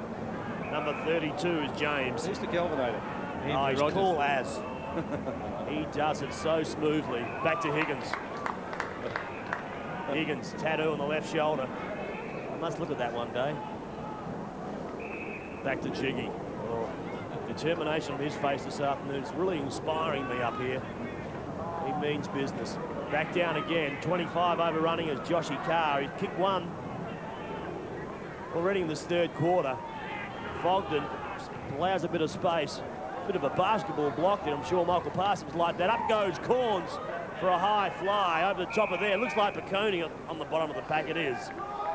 Young Lancelot. He's done well to get up. I mean, there was a fridge that landed on him then. Inside 50 this quarter. Glenelg have been inside 10 times. The Eagles have only gone into their forward 50 once. Pesh. A high ball. Who's underneath this one? Crow got a push. Play on said the umpire. No, he didn't. He said it's a push. Spot on him. And Crow just relieves a little bit of pressure for the Eagles as rain really encloses Woodville Oval. Biglan slipped under the contest. Fogden was terrific. He just thumped that ball defensively straight to the line. It was safety first for Fogden as we go down to Michael Parsons and the Glenelg bench. Yeah, it's a pretty sad-looking one too. Rouvray sitting there with his injured knee, and Justin Scripps have got the ice pack on his elbow, and he's not looking very well at all. So both those players will struggle to see any. Sounds like Mary Poppins has lost his microphone down. It's raining down. The big black umbrella is out. No doubt he'll be taking off shortly into these grey skies. He's down again. Over the top is Alistair Burke. I think that was the flying nun that took off, Nails. Wasn't it Mary Poppins with the black umbrella? Did she take off too? Beautifully done. Beautifully done. Biglan's high over the top. Almost could have given away a free kick. The umpire said no. Fogden gave it out to Kelly, who copped one high. I think that was a consolation, really. Kelly to Piccone. Now, Piccone's been influential in the things that he's done today. Releases the ball forward. Sherwood was the target. But sitting underneath at Chigwidden, who's led by example, no question, this afternoon. A high one towards full forward. McAtee thumps it down. Where are the Rovers? Raiders almost got it. Corns recovers, claimed by Sickler. Got one high, by the way. Oh, he had the umpire, yep, the umpire's right on the job. It was clear cut, and I'm not sure that the umpire was going to see it initially. He was on the other side of the pack, but it really was very high and clumsy. A lot of hands on him there early, but definitely a late one there. Just got him around the head. Just having a look at the midfield before, I mean, Richard Kelly really has been outstanding, and he's getting his hands on the footy. A great use of the ball. The conditions won't affect him at all. And Niggy Chidwidden, as we've said, really has had a big influence. Corns, who's kicked one, a ripper early in the game, gets his second. A real steadier for the Tigers. And the breeze has subsided, you must say, and they're looking pretty good at the moment. There's been plenty of injuries down on the Tigers bench this afternoon. No doubt we'll have to get Michael Parsons to give us an update. Michael, you down there? Yes, and with me is Dr. Jim Farron, the club doctor for the base. Doc, can you just give us up to date on those two nasty injuries you've just had? Paul Rouvray's injured his calf muscle and he can't push off, so he's probably not going to play any further part in the game. And Scripps has injured his elbow. Seems to have a hyperextension sort of injury, and again, doesn't look like he's going to get back into the game. Thanks very much. Beautifully done. Incorporating medical reports with our footy program. Pearce. Chips it wide. Ugrinik, one-handed attempt, wet ball, difficult to do. Cleverly done, Sigalella. Gavin Colville went off earlier with the blood rule, but he's come back to make an impact for the Eagles. Pyman gave a contest. Couldn't quite get there. Holland over the top of it. Raidis doing all the defensive run, and Gigney across the line. That one was sold pretty well. Probably sold it better than Paul Rouveret beforehand, but I don't think there was any intention to do much else, but he's disguised it well enough. The umpire obviously thought. Gets away with the ball up. It comes back in. Biglands, Fogden wins it. Gets a defensive kick away. It was smothered. However, Colville underneath this one. Did the ball go 10 metres? It did, said the ump, and Colville gets a free shot for goal. Cop one to go on with as well there. Good old scratcher. A good mark there under pressure, and generally a pretty reliable kick from goal. You saw him at the MCG. David earlier in the year had a terrific game in the state. He did.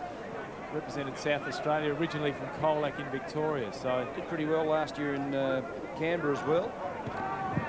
Really has set himself up as one of the prime players in the competition.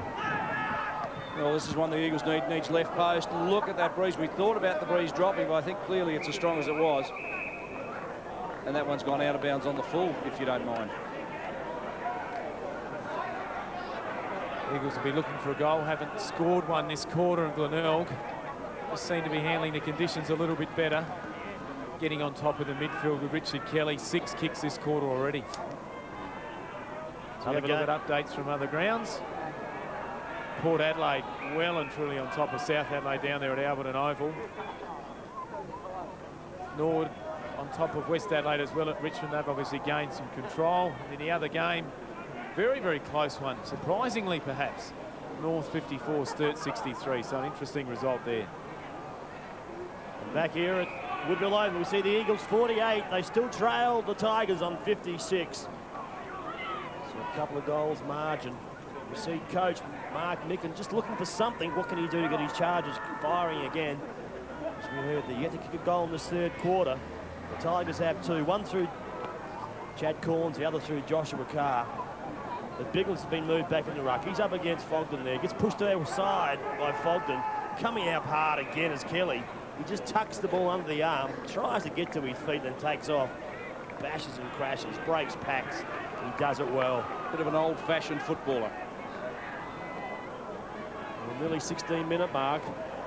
Biglands again down to Colwell. He tries to get past Fogden. Umpire again will come in, blow the whistle. Ooh. Put it down. Well, a fair bit of rain has fallen in the last 20 minutes. We're 16 minutes into the third quarter. Biglands wins it. Higgins gets it away. Handball goes forward. Piccone forces it further afield. Josh Carr cleverly done to Chickwitten. Over the top it goes. They're running. Raidis. Gee, I don't mind. He's going today. Was that Burke? Towards full forward it goes. One-handed attempt, Corns, and Hall gets back, and Corns toe poked it. So any desperate lunge from Corns is worth an effort, considering his great goal in the first quarter. Certainly had valued possessions, Glenelg. I mean, every time they've gone forward, they've scored. Getting that through, breaking it away from the packs and running hard. They just seem to be able to set up that loose player a little bit better at the moment than the Eagles. Hall brings the football back in. It's high looking for Biglands. Thumped down there by Fogden. And again there was number 5 was Brett Higgins. Higgins can't get it. In fact, I reckon it might have been Alistair Burke. Pretty hard to see across the other side of the ground here. Fortunately, with our cameras, Nails, it looks pretty light at home, but here at the Oval, it's very dark, very difficult to pick up the players. Pesh comes down 34 again. It was young Joshy Pearce, just pushes the Eagles captain, and Andrew Rogers. Maybe our age and eyesight's got something to do with it too, Nails. Well, it's been a great game. That's all I can say up to this stage. Good call. This has been an absorbing contest between two evenly matched sides. Biglands and over the top of that one, Brent Howard. Game number 5 for him. Showing some impressive form too, if you don't mind. Towards full forward, Corns drops back underneath it. At the back, it falls. Sujay Cook can snap it. He does it pretty well. Oh, it just needed to be a leg break. He got an off break and a point. Just didn't quite make flush contact with the boot. Just sort of snicked it on the edge there, but certainly gave it a fair old shake. Again, Hall brings it in. This time he's got a loose player out wide, and Gavin Colville's 7-6, 9-4, 58 plays 48. A 10-point ball game. Colville heads it down the outer line, looking for Biglan's out in front. Very hard in these conditions. Good work by, looked like, again, in Higgins, skips it across the Raiders. Raiders straightens the body up, heads towards centre half forward. Big Golding, take the football, fella, and run with it. He can't.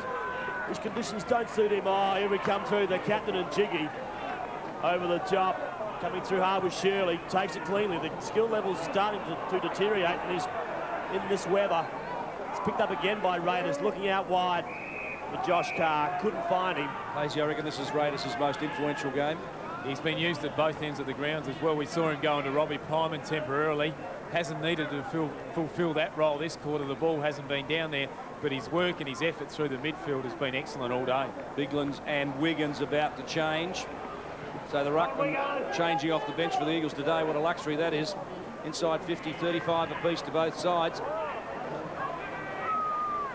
Fogden underneath this one, judged it better than most. Recovers, smothered by Colville. Good one for centre. Joshy Pearce rather, got himself out of trouble. And we're 19.5 minutes into the third quarter. 10 points to margin. Biglan's has arrested the bunker for the Eagles. Just saw the concern on beforehand of the look on Mark Micken's face. He realises in these conditions a 10-point deficit is fairly significant, and just doesn't take much to hold the ball and stop that sort of influence. And obviously 10 points, that's going to be hard to make up, so the Eagles would want to get rallying pretty quickly. We said, Niles, before the start of the game, they were the two most even matched sides of the competition in all facets of the game, and it's proving to be that way. It really has. It has been an arm wrestle for most of the afternoon. The Eagles started so brilliantly, so did the Tigers. Just a fantastic first half of football. The conditions now, well, as I said, they're starting to deteriorate. The players still desperate and eager to get their hands on the football. None more than that captain and Nick Chidwin. 6 marks, 13 kicks and 7 handballs, 20 possessions so far in the game. You add on his assist that he's done throughout the course of this match. He has played a good game even up to now. He's coming down, Pavlik out in front. Need a big lift from him. It comes out wide. 17's Crowell. He just chips the ball. He had a little bit of vision out the side, a corner of his eye. You see the running players. 32 is James. Comes in more to Cicarella. He has time now to steady himself. Gets around Piccone. Gets around Raiders. Heads it. Just sets it up lovely there to find Darren Holland. And Holland, well, in these sort of conditions, kicking from about 40 metres, maybe just beyond him. For a little fella, he has got a very, very long penetrating kick, so it wouldn't surprise me if he made the distance. Obviously, the wet ball kicking straight into the teeth of the breeze. However, this will test him. I'll go you $2, hey, Posey, he doesn't make the distance. You big spender, you. Take half that. Take the bet.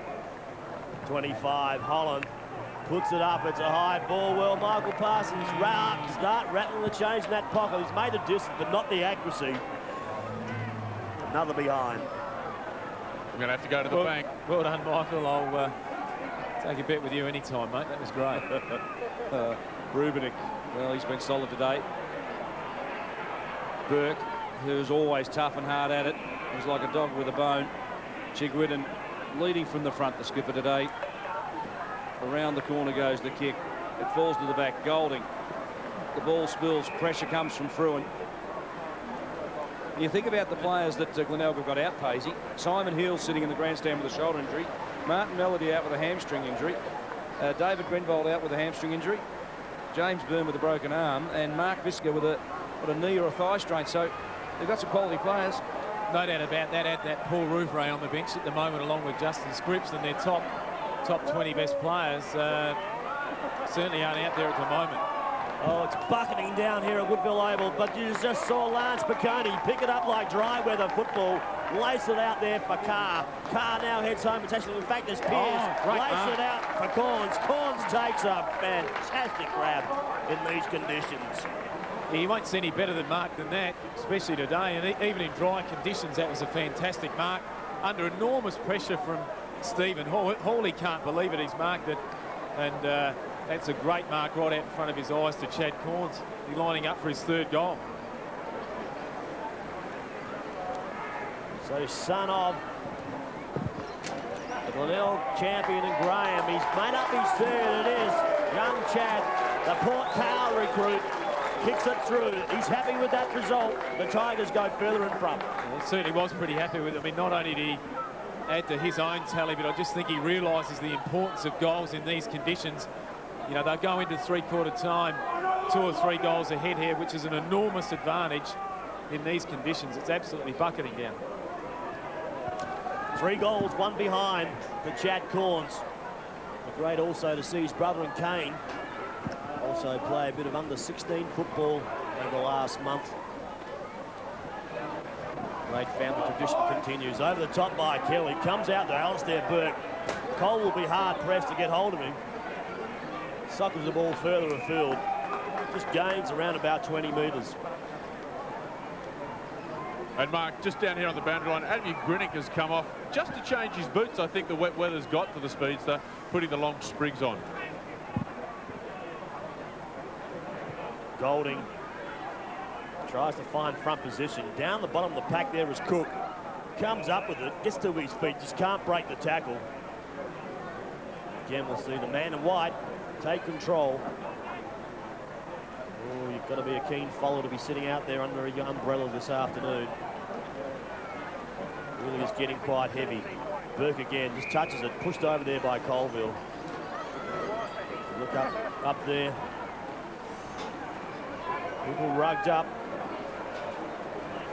and still enjoy watching their local football, seeing their players give their all. Comes down again. Colville nearly takes it. Coming through hard with Chigwith and still working at top pace. In there again was Cook. Once again, David, we get another ball up on the outer side. I guess the question mark is whether 15 points in these conditions is not more than enough for the Tigers to win. Another game's been played around the state. We'll see how they've been affected by the weather. We see Port Adelaide, they're 84. The Panthers on 45. Norwood 61, West Adelaide 46, not won that one.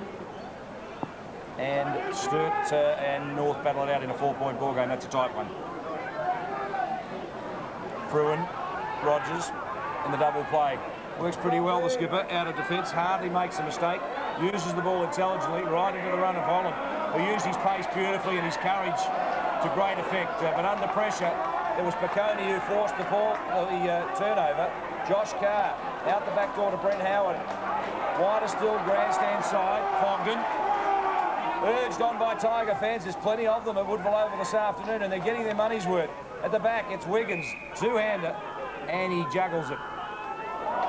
Goes to play on, loses it, gives it off to the skipper. Switch in play, back it comes now to Hall. Well, no other option. He just head straight to the boundary line, Posey. Just see the pressure that Glenelg are putting on them, and in these conditions, you can't overhandle the footy. The short handballs, the loopy handballs just don't work. The best option, get the ball long, get it quickly onto the boot and get it moving forward. You can only expect David Bay supporters not to be rugged up. There's no umbrellas amongst those 4. A little camera shy, those guys, weren't they? Perhaps they told their wives they were working. Could be. Cook's over the top. In there also is Adam Pearce for the Eagles. How was your day, darling? I worked very, very hard. There you are, you got a can of beer in your hand and you're at the footy. Well, why wouldn't you be on a day like today? It's 27 minutes into the third quarter. A 15-point lead to Glenelg against the Eagles at home. And the Eagles have got a very good record at home this year. And the Tigers are going to put a dent in it. Well, Chiggy comes up with the free kick. Just held on a little bit too long there. The Eagles' defence. And Chiggy, well, he's had 2 this afternoon. 1 on the first, 1 on the second. Will go for his 1 on the third. It's a high kick. The wind's taken this. Just a little bit too far left. It's out of bounds on the full. Just about his first blemish for the day. I mean, you give him the benefit of the doubt there with the breeze. He's had a terrific day and certainly will be lining up for best on ground honours, no question about that. So 15 points the margin at three-quarter time, Posey. The question needs to be answered. The Eagles will come home with what breeze there is at Woodville Oval, but with torrential rain falling, you just suspect that Glenelg might have enough in the bank. I think Tony McGuinness would be pretty happy with that lead in these conditions, as we mentioned. But not only are they leading on the scoreboard, I just think the way they're moving the footy and the way they're running through the midfield, they're just using it a little bit better than the Eagles at the moment. And perhaps they've been somewhat a little bit more harder at the footy and a little bit more tenacious, and their tackling and their shepherding and all their one percenters, as we mentioned before, certainly has been terrific. But it's not over yet. We've got another quarter to go, and as we mentioned before, the Eagles are kicking with a slight breeze this quarter, so they would give themselves every chance. So three-quarter time here at Woodville Oval. The Eagles are 7-7, Glenelg are 10-4. It's a 15-point ball game. You're watching the SANFL live and exclusive to ABC TV Sport.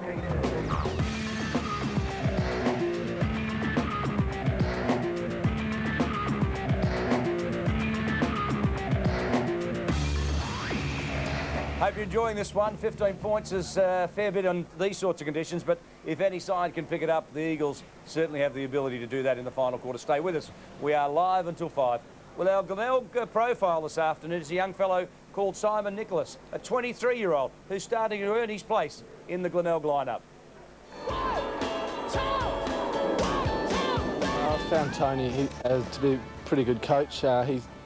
We train as we play. I think that's the best part about his coaching style. All his drills are sort of set up in a game situation, and he's a very good communicator. I find him very easy to communicate with. Yeah, he's a good coach. Tony's coaching style compared to others, he is a direct communicator. He tells you exactly what you've got to do. No hidden secrets or anything. It's just how it is how we do it. The biggest influence on my career would have to be, at this stage, John Sneebickler. He's been here at Glenelg most of the time that I've been here. He's been very supportive and taught me along the way, and he's been a good influence. I was recruited from Westminster School. I played college football there and was recruited here to Glenelg in 1993 and played in the juniors. Football idol of mine would have to be Peter Motley. I used to admire him when I was a younger kid. I'm not married, and I am single at this stage. I'm a project administrator for Hanson Yunkin, working at David Jones' site at the moment. Personal interests outside of football, I like to have a hit of golf, go for a bodyboard and play a bit of tennis, just general all sports I don't mind having a go at. Did he put up a for sale sign on himself then, Paisley? Not married and single at this stage. Handsome Yunkin, girls, get the phone number, give him a ring. Handsome young fellow from Westminster College, academic no less, and plays a pretty good game of footy. Well, some of the highlights in the third quarter are a little difficult to find because it was tough, hard, uncompromising football. If you're a purist, it wasn't pretty free-flowing, but it was pretty tough. And I thought the goal to Josh Carr, set play in the ruck, really set the tone in the third quarter for the Tigers. You know that about that. As we mentioned before, it was almost like a set play. Matty Golding straight down his throat to the running Josh Carr, and he finished off with an excellent goal left foot. Not easy to do, running at that pace through the traffic there. So that was an excellent goal. Well, it didn't look like he was going to miss from the moment he took the ball, did he? Well, the other thing about football is it's a game of centimetres, and Sikalella just applied a little high one on Corns, and I think the Eagles were really made to pay for this error. There's no doubt about it. I mean, young Corns had a lot of pressure on him, and we just see there he laid the tackle on lower first, then just jumped up a bit high, got him around the neck, and as we see there, Chad Corns finished off with a goal. There wasn't much in it, and then just at the end there, got his hand up around his neck, and Chad Corns, I think he's been a pretty good player for them today. He's taken some good marks, and he's finished off, and I think he's with 3 goals to date so far, so he's had a valuable contribution so far. Well, I guess when you look at the Tigers last year, I think Justin Scripps was their leading goal kicker with 21 odd goals. I don't think they had 3 other players over 10 goals, so they were really thin on the ground. Scripps kicked 5 against South Adelaide last week. Corns kicked 6, and when he takes marks and kicks goals like this, you can see that he's going to be a damaging player.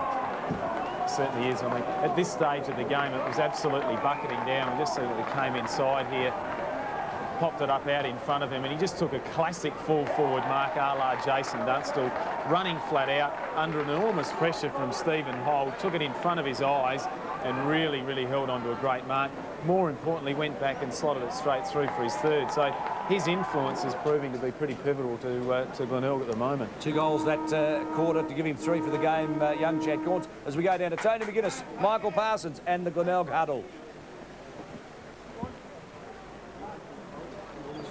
Boys, it's there for us. Yes, and when the weather turns like this, Tony McGuinness's message became fairly basic for his fellas. He was pleased with them and just wants them to continue the hard work against the wind in this final quarter.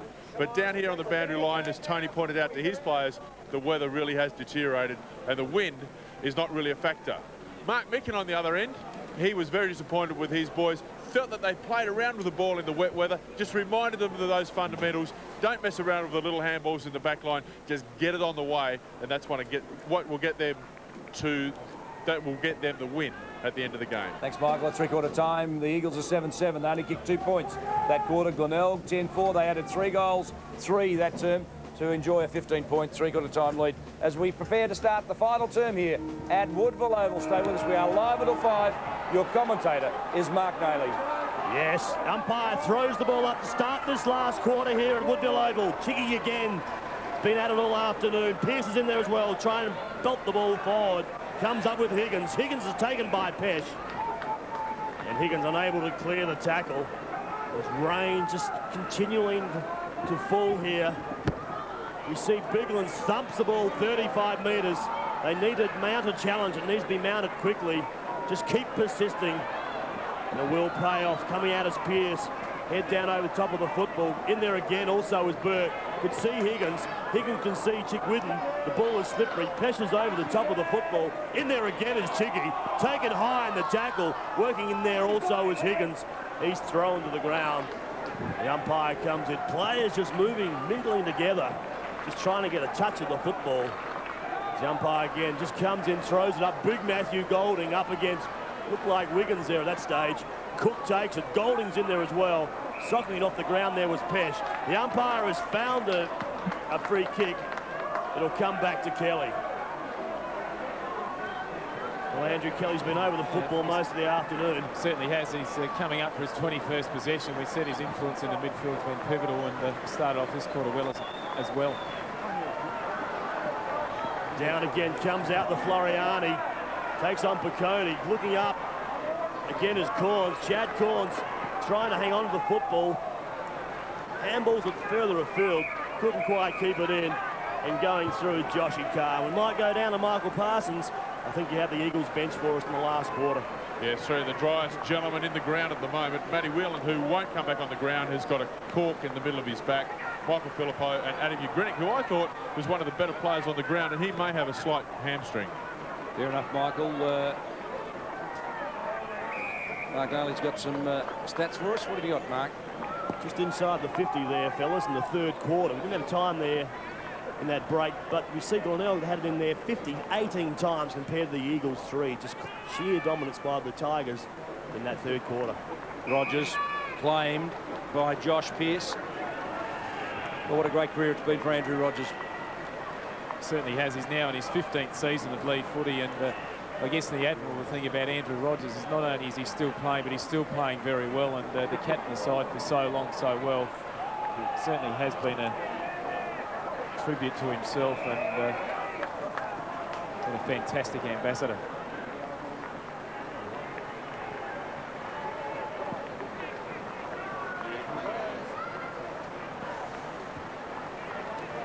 Jiggy comes through with the football. Hung on to again. The Kelvinator comes up with it. Gets it back to Colville. Colville left leg around the body. Kicks it high. Going back with great courage was Howard. Coming through was Raiders. I have to agree with you, David. It really was a great game this afternoon. As we see the old man of football wearing glasses these days. That's a new addition. Well, don't worry. I've ordered some for you and me, I promise you. On today's performance, Nicholas handballs it to the back door. Getting almost out of trouble was Brent Howard. Wiggins misses it. Higgins, well, he just crashes through and took them all on, didn't he? And I reckon in that instance, when you've got a chance to get rid of it and they get you, you're gone. Definitely holding the ball, getting back to Cornsey. Don't worry about the glasses. Next time we crossed him, we'd have goggles and a snorkel on. Oh, it's tremendous day. I mean, it's just terrific to be out there, and obviously a very busy man, but supporting his son and supporting his beloved Bays. We really have dragged you down, Pacey, haven't we? Well, you've got your flippers on, so what's the difference? 4 minutes into the final quarter as we go down to Michael Parsons and the Glenelg bench. Yes, you can see them. They're a pretty sorry lot. Rouvray with his bad calf Scripps with an elbow, and McEntee, who has had a pretty ordinary day, jumped underneath the ball a lot when he had his chance in the first half. Fogden's just interfered there with Adam Pearce. We may be able to see it. What we do, just pushes, shoves, grabs him around the neck. The umpire was right on it. He's paid the free kick to Pearce. Interesting. What he's saying, and he's pretty right, Pearce was shepherding him out of the ruck. It's a good mark. I think that's what Fogden was going on about, Nails. Well, it was really, Fogden was nowhere near the contest. It's good umpiring. Comes down, running over the top, but coming across there will be very hard to pick up. I think it was Higgins comes through with it. The Eagles will mount another challenge. Pesh gets it, chips it forward, comes across to Alistair Burke. Which way will Burke go? He goes one way, then the other, then straightens the body up. Piccone throws his arms in the air. He wanted to come grandstand side, and they concede the football out of bounds over the line once again. Just having a look at the key midfield, Jules, we mentioned the influence of Adam Pearce and Sikalela earlier. I really think Glenelg have got on top in that area. Chigwin and Kelly have had a big influence so far, and I think that's an area where if the Eagles are going to win this game, they need to get on top of there very quickly. Daisy, we've given you the job today of the best players. Really, if you look through, it's a pretty even performance by the Tigers, and even for the Eagles. It's been a really tough, hard contest with all players contributing. Petch flicks out. I don't think there's any doubt about that, but I really would put Nick Chidwin down this far as the standout player on the ground. I think right from the first bounce, he was in hard. He realised the importance of this game, and he's led by example right from the word go. You know, in one of the matches when they played earlier in the year, he didn't get a kick. Not one kick, he got 8 handballs. I just reckon mentally players set themselves for a club that they've been down against. It's a very good point. I mean, if you're thinking to yourself as a player, last time I played that, I never got a kick, which is very unusual for him, who's always been high statistically in getting hold of the ball. And you know, he would have been keyed up for this contest a long time ago. 23 possessions today. Nails, he's doing his job. Oh, he definitely is. The ball comes out again. Piccone goes over the top, but very hard to pick it up. Then comes inside, tackled by Pearce, pushed out over the line. And you can just sense today, fellas, the farmers sitting home out in the country just watching this game live on the ABC. You can just smell the rain coming their way. It's bucketing down here at Woodville Oval. Miles, you're always renowned as a very, very good wet weather player. You might just want to share with us. Obviously, when we started play today, it was dry, the conditions were good. What are the sort of things that the players need to be doing and need to be concentrating on when the rain is torrential like it is at the moment? Well, I think both of these sides have done it pretty well. You've just got to be hard at the football, body behind the football. Remember those days you coaches say, it's not going to be pretty stuff, fellas. Just need to get your body behind the ball, get the hands out. Just don't let it get past you. And down the boundary, one of the best wet weather footballs I played against was Michael Parsons. The farmers might be able to smell it. You guys might be able to see it, but I tell you what, I can feel it. It's wet down here. But just to bring you up to date on Adam Ugritic, he has strained a groin and probably take no further part in the game. See, that's bad news for the Eagles. He's been dog-pazy with injury throughout his career. We just mentioned before, I mean, how well he'd started this game, and he's run through the midfield and he's penetrating long kicks. He'd be very disappointed with that. He's had an excellent year so far with the Eagles. Let's hope it's not too serious. Maybe just an injury just for the day, and he can get back running around pretty shortly. They've certainly missed his drive in this last half. Ball's down again, knocked out by Wiggins. You can just sense that this game is really going to go down the wire. I know there's not much in it. It's 15 points. The tactics of this are beautiful. Glenelg are just playing the boundary line. This is a great discipline. They're just making sure that the Eagles don't bring it back in and start to get a couple of quick goals and get back in the contest. There's a howling gale, you know, growing across that side of the ground. They realise that if they can just push it out of bounds for another 20 minutes, I mean, the 15-point deficit is going to be nigh on impossible to try and make up. Oh, the umpires found a free kick. Just thought Alistair Burke just saw the ball out of over the line a little bit too easily. Off the ball incident on Joshy Carr, Nails. Well, it comes back to Carr. I was wrong again. Thank you, David.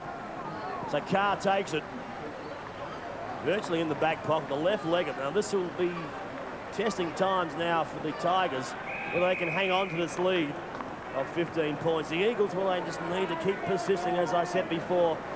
Big havoc there. Maybe need a run on the football. Needs to get amongst it, but it really is a little man's game since half-time. Fogden's hurt. We see him crouched over there. Cobb will take it high. The umpire's quick with his whistle. Good decision by the umpire once again. just talking about better players, the influence of Robert Pyman when he came on in that second quarter, he had immediate impact, and just with the conditions and the way Glenelg have played, he really hasn't been able to get his hands on the footy, and I guess that's the reason why the Eagles haven't been able to score. They also changed opponents on him, Maisie, too. Raiders went on to him, and I mean, he's been terrific all the way round, and now he's been well held in that last quarter. Big Glens thumps it down. Pesh, quick toe poke towards goal. Oh, this is going to be a goal. No question about it. McCarthy finishes off. Well, that's an important one for the Eagles, and one that Glenelg were trying to avoid, because it gives the Eagles just that little bit of a sniff. They're 9 points down, and still with a chance McCarthy gets his first. Well, he's had a couple of chances, and he's had a couple of set shots into the breeze. Got an opportunity there through the quick thinking Nick Pesh, who just got it onto the boot, out in front of him. McCarthy ran onto the ball beautifully into the square and socketed it straight off the ground, and just gives the Eagles just a sniff, just a chance. Been their first goal for some time. Yes, so unable to score one in the third quarter. We see 55 plays 64, a 9-point margin. The Eagles still trailing. Big Bigland soccers the ball off the ground, heads towards McCarthy once again. Big Pavlik's in there as well. Coming across, looks like number 32 is James. Over the top of the football is young, looks like Howard. He's been in everything this afternoon. First time you haven't called in the Prime Minister. Well, you see Fogden coming off. McEntee coming back on, taken straight up to the forward line. Coming on is Golding. Coming through hard there was Colville. Over the top was Wiggins. Again back there is Burke. Also must be in the best players from the Glenelg this afternoon. Dead right, Nails. He's got to be in the top 2 or 3, no question.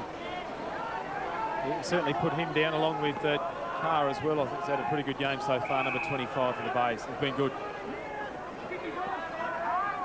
From the throw-in, Wiggins takes front position, dumps it down. Kelly over the top of it, holds his position and just forges forward like a tractor. These are the conditions where he excels. He does. He's so low to the ground. And I guess the thing about it, the umpires will want to watch this. I mean, the Bay players are going to be tempted just to dive on the ball, hold it in the area. Can't do that anymore. You've got to get it out. You've got to keep it moving. Kelly towards the boundary line. And you just can't help think about the Tigers with Heel and Visca to come back in, a couple of great experienced players, how much better they could be. I guess when they came into the game, they would have seen this as the real test for them of where they are at. The Eagles have been in good form, and so have they. They've beaten them twice this year, and this was going to be a real opportunity to pit themselves against one of the better sides in the competition, and thus far, they've been outstanding today. Psychologically, a big one for the Tigers. The Eagles really needed to get a win on the board against them. They will most likely meet in the finals the way things are shaping up. Wiggins thumps it down. Burke, who's defended stoutly all day. Well done, Kelly. Feeds it off to Piccone. Threads through. Sicolella got him, but he still dispatched the kick. Forward it goes. Now it's Pearce. Hurried kick. Forward. Loose ball. Fruin couldn't take it. Josh Carr's there. Simon Nicholas. And Sujai Cook comes up with the ball. We're 12.5 minutes into the final term. It's a 9-point ball game, and still anyone's game. Ball thrown up once again, going back hard with it with this James. They can't afford to make a mistake here. It's inside 50 for the Tigers. Chicky comes up with the football over his right shoulder with a little snap over the top. Going back there is the Kelvinator. He'd love these conditions. He lives in them. Andrew Rogers has got a nickname, Posey. Oh, he's got more than a few. He's got Bucky, he's got Roo, he's got the Kelvinator. Now he's got the Fridge, and we won't talk about any of the rude ones. We will not. Corns takes it. He's back with it, just gives it back to the umpires. Had a good afternoon. He's competed well, Chad Corns. 6 goals last week, 3 this week in these sort of conditions. It's been outstanding. Well, he kicked 6 last week, didn't he? I think got his season back on track before then. What did he have? He had 10 goals, 16 before the South Adelaide match. 6 goals straight against South. Really, I reckon, put his season back on track, frankly. Amazing what a bit of confidence does. And today he's kicked 3 goals, 1. And in normal conditions, you'd have to say they're worth, what, 5 or 6? Yep. So his form's been very good. Had a good day, no question. Particularly with Justin Scripps in the bunker with, we think, a dislocated elbow or perhaps a fracture in the arm. Oh, that's a free. Joshy Carr dragged off it. The umpire missed it completely. But look at the players around the ball. That is great desperation, great commitment by both sides. Wouldn't be suiting the Eagles. They want to get it out. They want to get it moving forward. They want to get it out of the open. I mean, this is exactly what they don't want. They need to try and get someone free to break up the lines, get that ball moving forward. 10-4, 64 plays the Eagles, 8-7, 55. Again, Colville over there. He hasn't stopped trying all afternoon. Kelly asked the question to the boundary umpire. Well, he could have kept it in. 19 kicks, 4 handballs for Colville. I reckon that one came off his knee. I reckon they were right to ask the boundary umpire. In again, Nicholas. Hall from the back. Bigland's in front. Again, we see Nicholas goes in, just knocks the ball forward. Bash and crash weather. Again, we see chipping the ball out 25 for the Tigers with Josh Carr. And down to the ground level, well, Michael Parsons. Yeah, it's a very wet Michael Parsons too, Mark, but it's days like this where you really want your midfielders at their best and really running. Keep your eyes on Justin Ciccarella. He can hardly walk. He's got a bad leg, and there isn't anybody sitting on the Eagles bench that can take his place. Howard, he did very, very well. Very, very well. He hit the post. He doesn't know it. He thinks he's kicked a goal, and he can't believe it. He reckoned that was the one that was going to seal it, and that would have been a momentous moment, but it hit the post. Well, hasn't he been a surprise packet today? We've caught him a few times there. He's had a really, really good game, and that just would have capped it off. Back, Floriani. Just taken by Chicky as he kicks. It goes out wide. Only player back there is Alistair Burke. Just gets a little bit of assistance there. He's had 14 and 4, Mark. Good game. The boy from Tatura. Burke comes back in with the football, kicks it high. Where's the marking strength? Golding's in front. In there also is Nicholas. Left leg, heads home with a kick. It's good over the back as Corns. In fact, it was McEntee. Couldn't quite get his hand on the football. Through for another behind. These points count. And now move out to 11-point margin. 10-6, 66, 8-7, 55. Just having a look at the Glenelg side, I mean, they've got a lot of players that are versatile. We mentioned before, Raiders can go forward and back. Burke's been very good mid-forward and down back. Chad Corns as well. I mean, they've just got a lot of players. Paul Rouvray, although being injured, they can just switch their side around a lot. And I guess that's what Malcolm Blight brought into the Crows, didn't he? Where, you know, you've got to have players that can play either into the ground in either position, and that's what Tony McGuinness has been able to do. He's been a little bit hamstrung with no players available on the bench, but the players have adapted very well, and it's certainly a very, very versatile outfit. Free kick against Josh Carr for a tackle too high. Now the Eagles need 2 goals to just nose ahead. They're 11 points down. Ciccarella on the left. Looks for Bigland, sets himself from behind Goldie. Falls to Colville, who rows it, but just can't quite hold the slippery ball. Threw it over the top of it. Higgins fights hard. It was James who got the kick forward into space. Missing it was Burke. A very wet ball, but he recovers very well. Second efforts are important this afternoon. Well done, Floriani, but cutting it off was Rubenik. Great work by Rubenik. Take that grab. Gives it across the Raiders. Raiders goes out wider, trying to find Sujay Cook. But I'm quite sure both Raiders and Cook quite happy to see the ball out over the boundary line. David, you quite often talk about key plays, key moments in a game, and that was one of them. The Eagles had 3 players streaming forward there. Rubenik chipped in, took a courageous mark and propelled the ball the other way, and that at a crucial stage of the game. Dead right, Posey. Terrible conditions. Ball's very slippery. They need to support the Eagles. The runners are coming from behind. That was Rogers. Very hard to keep your footing. He just keeps his composure. Oh, great courage. The umpire has to reward that. He does. And the free kick will be paid. Looks like Shirley. In other matches around town this afternoon. Yep, that's a free. It's Port. Good winners over South Adelaide. No question who's winning that one. West and Norwood, the game's still in the balance in that one. And North and Sturt, a 1-point ball game with North Adelaide, 1 point up. Well, who would have guessed? As Holland goes towards goals, well, that's 1. The Eagles need 2, and they've got 1. This got touched. No, touch, said the field umpire. Great defensive work for the Tigers. And you just said sometimes commitment and luck go hand in hand, and the Tigers are fully committed in defence. Was he barracking then? No. Not at all, no. I was just very surprised that the ball snicked the bottom of the post then. But Darren Holland, very influential in 2 plays there. Soccer went off the ground that went 40 metres, backed it up, nearly got himself a goal. Stewie Gigney, fullback. He just looks wide. That's the direction, no doubt, he'll go. He's got Alan Bartlett moving grandstand side, decides to go on the outer wing, thumps the ball in now. It's a high ball. Where's the marking power again from behind? The spoil back there was from Biglands. The Tigers need to kick forward. Plenty of pushing and shoving. Plenty of players around the football. No time to be putting your hand in the air. The umpire will not pay a free kick in these sort of conditions. 9.5 minutes gone and 10 points the margin. The Eagles need 2 goals. And Glenelg are defending stoutly. Hyman into the midfield. Lays a tackle on Sujai Cook. Sujai Cook's been pretty good today. Certainly got his hands on the ball a few times and has been had his hand in more than a fair share of the Glenelg goals. Kelly off the ground. That one almost covered for a place kick. James claimed. Oh, well done, Pearce. Great tackle, sliding tackle, and terrific commitment, rewarded by a warm round of applause by the Tiger fans.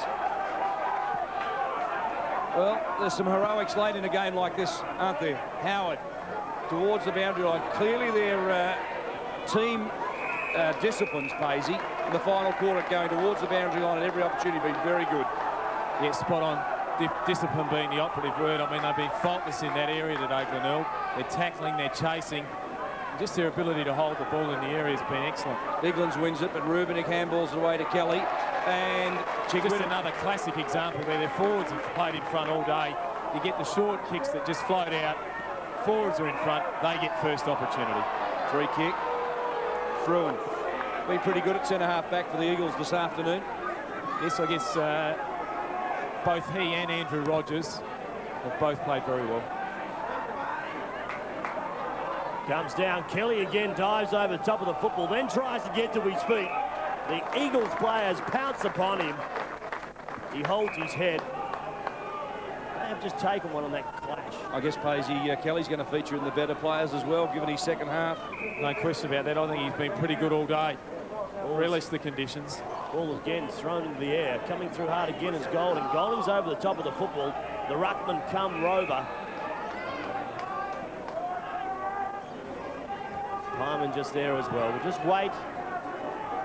Good 23 players around the football. Corns intelligently knocks the ball forward. Chicky runs over the top of it. Nicholas comes out, held without the football. The umpire calls play on. Chicky straightens the body up, sends the ball towards the boundary line.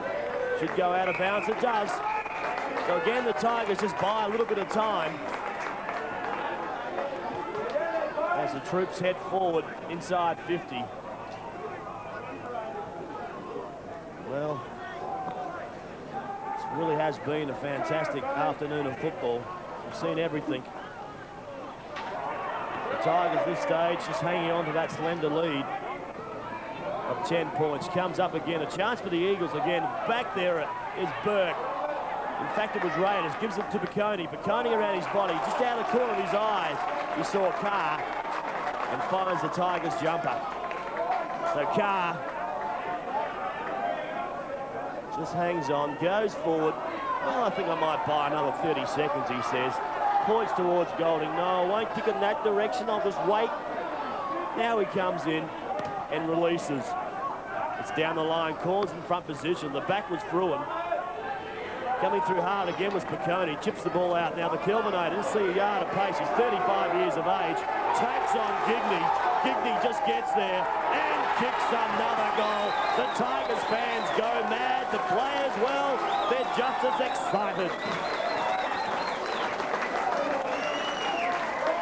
Well, I think that's a finisher.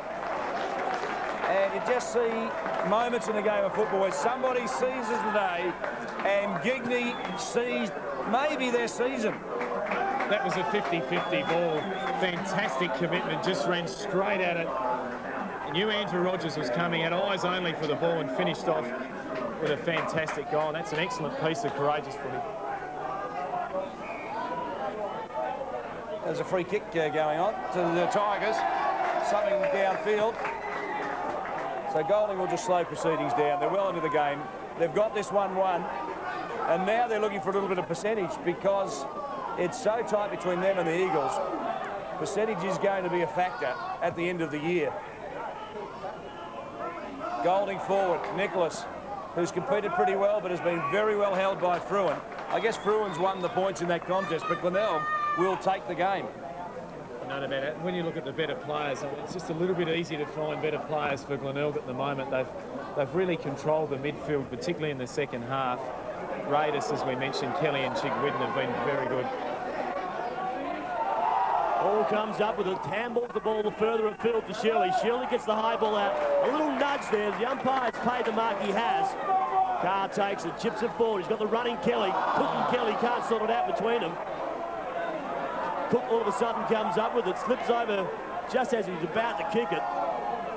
Eagles have not stopped trying. Shirley's over the top again. Corns has come in again, gets his boot the ball. Rogers just chips it further afield. Biggle should take it. That conditions are bad. Very hard to take the mark above your head. Comes out wider. McEntee runs onto it. Wants to come inside. Chips the ball back inside. Through just knocks it forward. Rogers again kicks it. Just releases it. It's not good. It's going only as far as Howard, who's still inside 50. But in these sort of conditions, I keep saying, very hard to kick the football over 35 metres. Brent Howard. The 9 kicks this afternoon. Thumps the ball in. On that 35 metres. Corns has a fly at it. And again, the Tigers players just happy to get a score on the board. So 73 plays 56. We've played 25.5-minute mark into this last quarter. And it really has, fellas. It's been inside 50s in the second half. It's been 26 to the Tigers and only 3 to the Eagles. No question this Tiger side is really a disciplined, tough unit, particularly with the number of players they've got out. The Eagles haven't been shamed today. Great commitment for Coney over the contest. Wins himself a free, no frills player. Plays on quickly to best on ground, Nick Chigwidden. Now, I'm being a bit presumptuous, Paisy, about Nick. You're not going to get too many arguments from me there. Oh, it's a good mark. He's played pretty well as well. He hasn't stopped trying all day. Probably been beaten in the midfield and not a good result there, squaring the ball up straight in the middle at the end of the game. Wouldn't be too happy about that at all. In wet conditions, that really is an inexperienced error. Only when we look at Sikalella, he's only played the 18 games. So I guess it's forgivable for a young player, but unforgivable in the context. Yeah, there's no doubt about it. I mean, we all make mistakes. We've all made plenty of those. I just guess maybe he thought, OK, it's getting the end of the game. Let's bring it inboard. Let's try and generate some run rather than go down the line. Higgins gets his first. Tiger fans rejoice. The Eagles are beaten on their own dunghill this afternoon, but what a contest it's been. The Tigers really have stamped themselves today as a finals contender, and they'll take on Port Adelaide and Norwood, and now they know they've got the Eagles measure. Certainly have beaten them 3 times this year. That's an outstanding result. And once again, we just saw the influence of Nick Chigwidden. You mentioned before about being presumption about best on ground. Well, I don't think you'd have too many arguments. He has been right in amongst the action right from the word go. Just having a look at the Eagles' strength this year with Rhett Biglands and also Brett Wiggins, we might just get Michael Parsons just to get a bit of an idea of what he's thought of the ruck duels today in conditions where big fellas don't normally have as much of an influence. Yes, boys, I thought Biglands again has been pretty good, but Golding's disappointed me a little bit today. Just the effort that he had around the ball just wasn't quite there, I don't think. So the Glenelg side have won. It's 12-7 to 8 goals, 8 Paisy. Beautifully deserved. And when you look at the second half, the Eagles were only able to add 1 goal, 3 in the second half of football, while the Tigers were able to really rack on 5 big goals and dominate the second half. Yeah, they were clearly beaten in the end, the Eagles, by a very, very disciplined outfit in Glenelg. They came out here today, probably underdogs. You can see them just there rejoicing. Nicky Chigwidden, what a fantastic game he had. And we mentioned the versatility of the side. They got knocked around with injuries to Paul Rouvaway, who started the game very well, and also Scripps. As we have a look at the Glenelg players, and we go down to Michael Parsons with best on ground Nick Chigwidden. Yes, they've given you best on ground, Nick, but as a victory, as captain of that, it was a fantastic comeback after a slow start. Oh, yeah, we actually didn't use the win in the first quarter as much as we would have liked, but they're a very good team too, and they put a lot of pressure on, so we were very happy to get away with the win there. And playing footy, half dry, half wet, is it hard to adapt? Yeah, well, I suppose everyone we expected it to come in a bit wet, and in the end we were probably a bit lucky because it got really heavy there for a while in the last quarter. So for the boys, certainly, I think it suited our game. We were just sort of at it and working hard, which was great. And it set you up pretty well for the finals. Now 3 games to go, or bye coming up, but things will be looking good.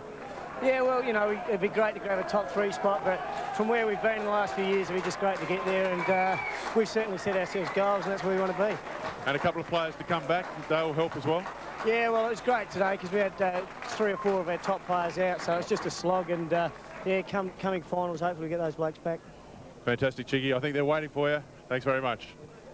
Well done, Nick Chigwin, 9 kicks, 19 handballs, best on ground in the wet. And I guess, Paisley, you need to go through the Glenelg better players.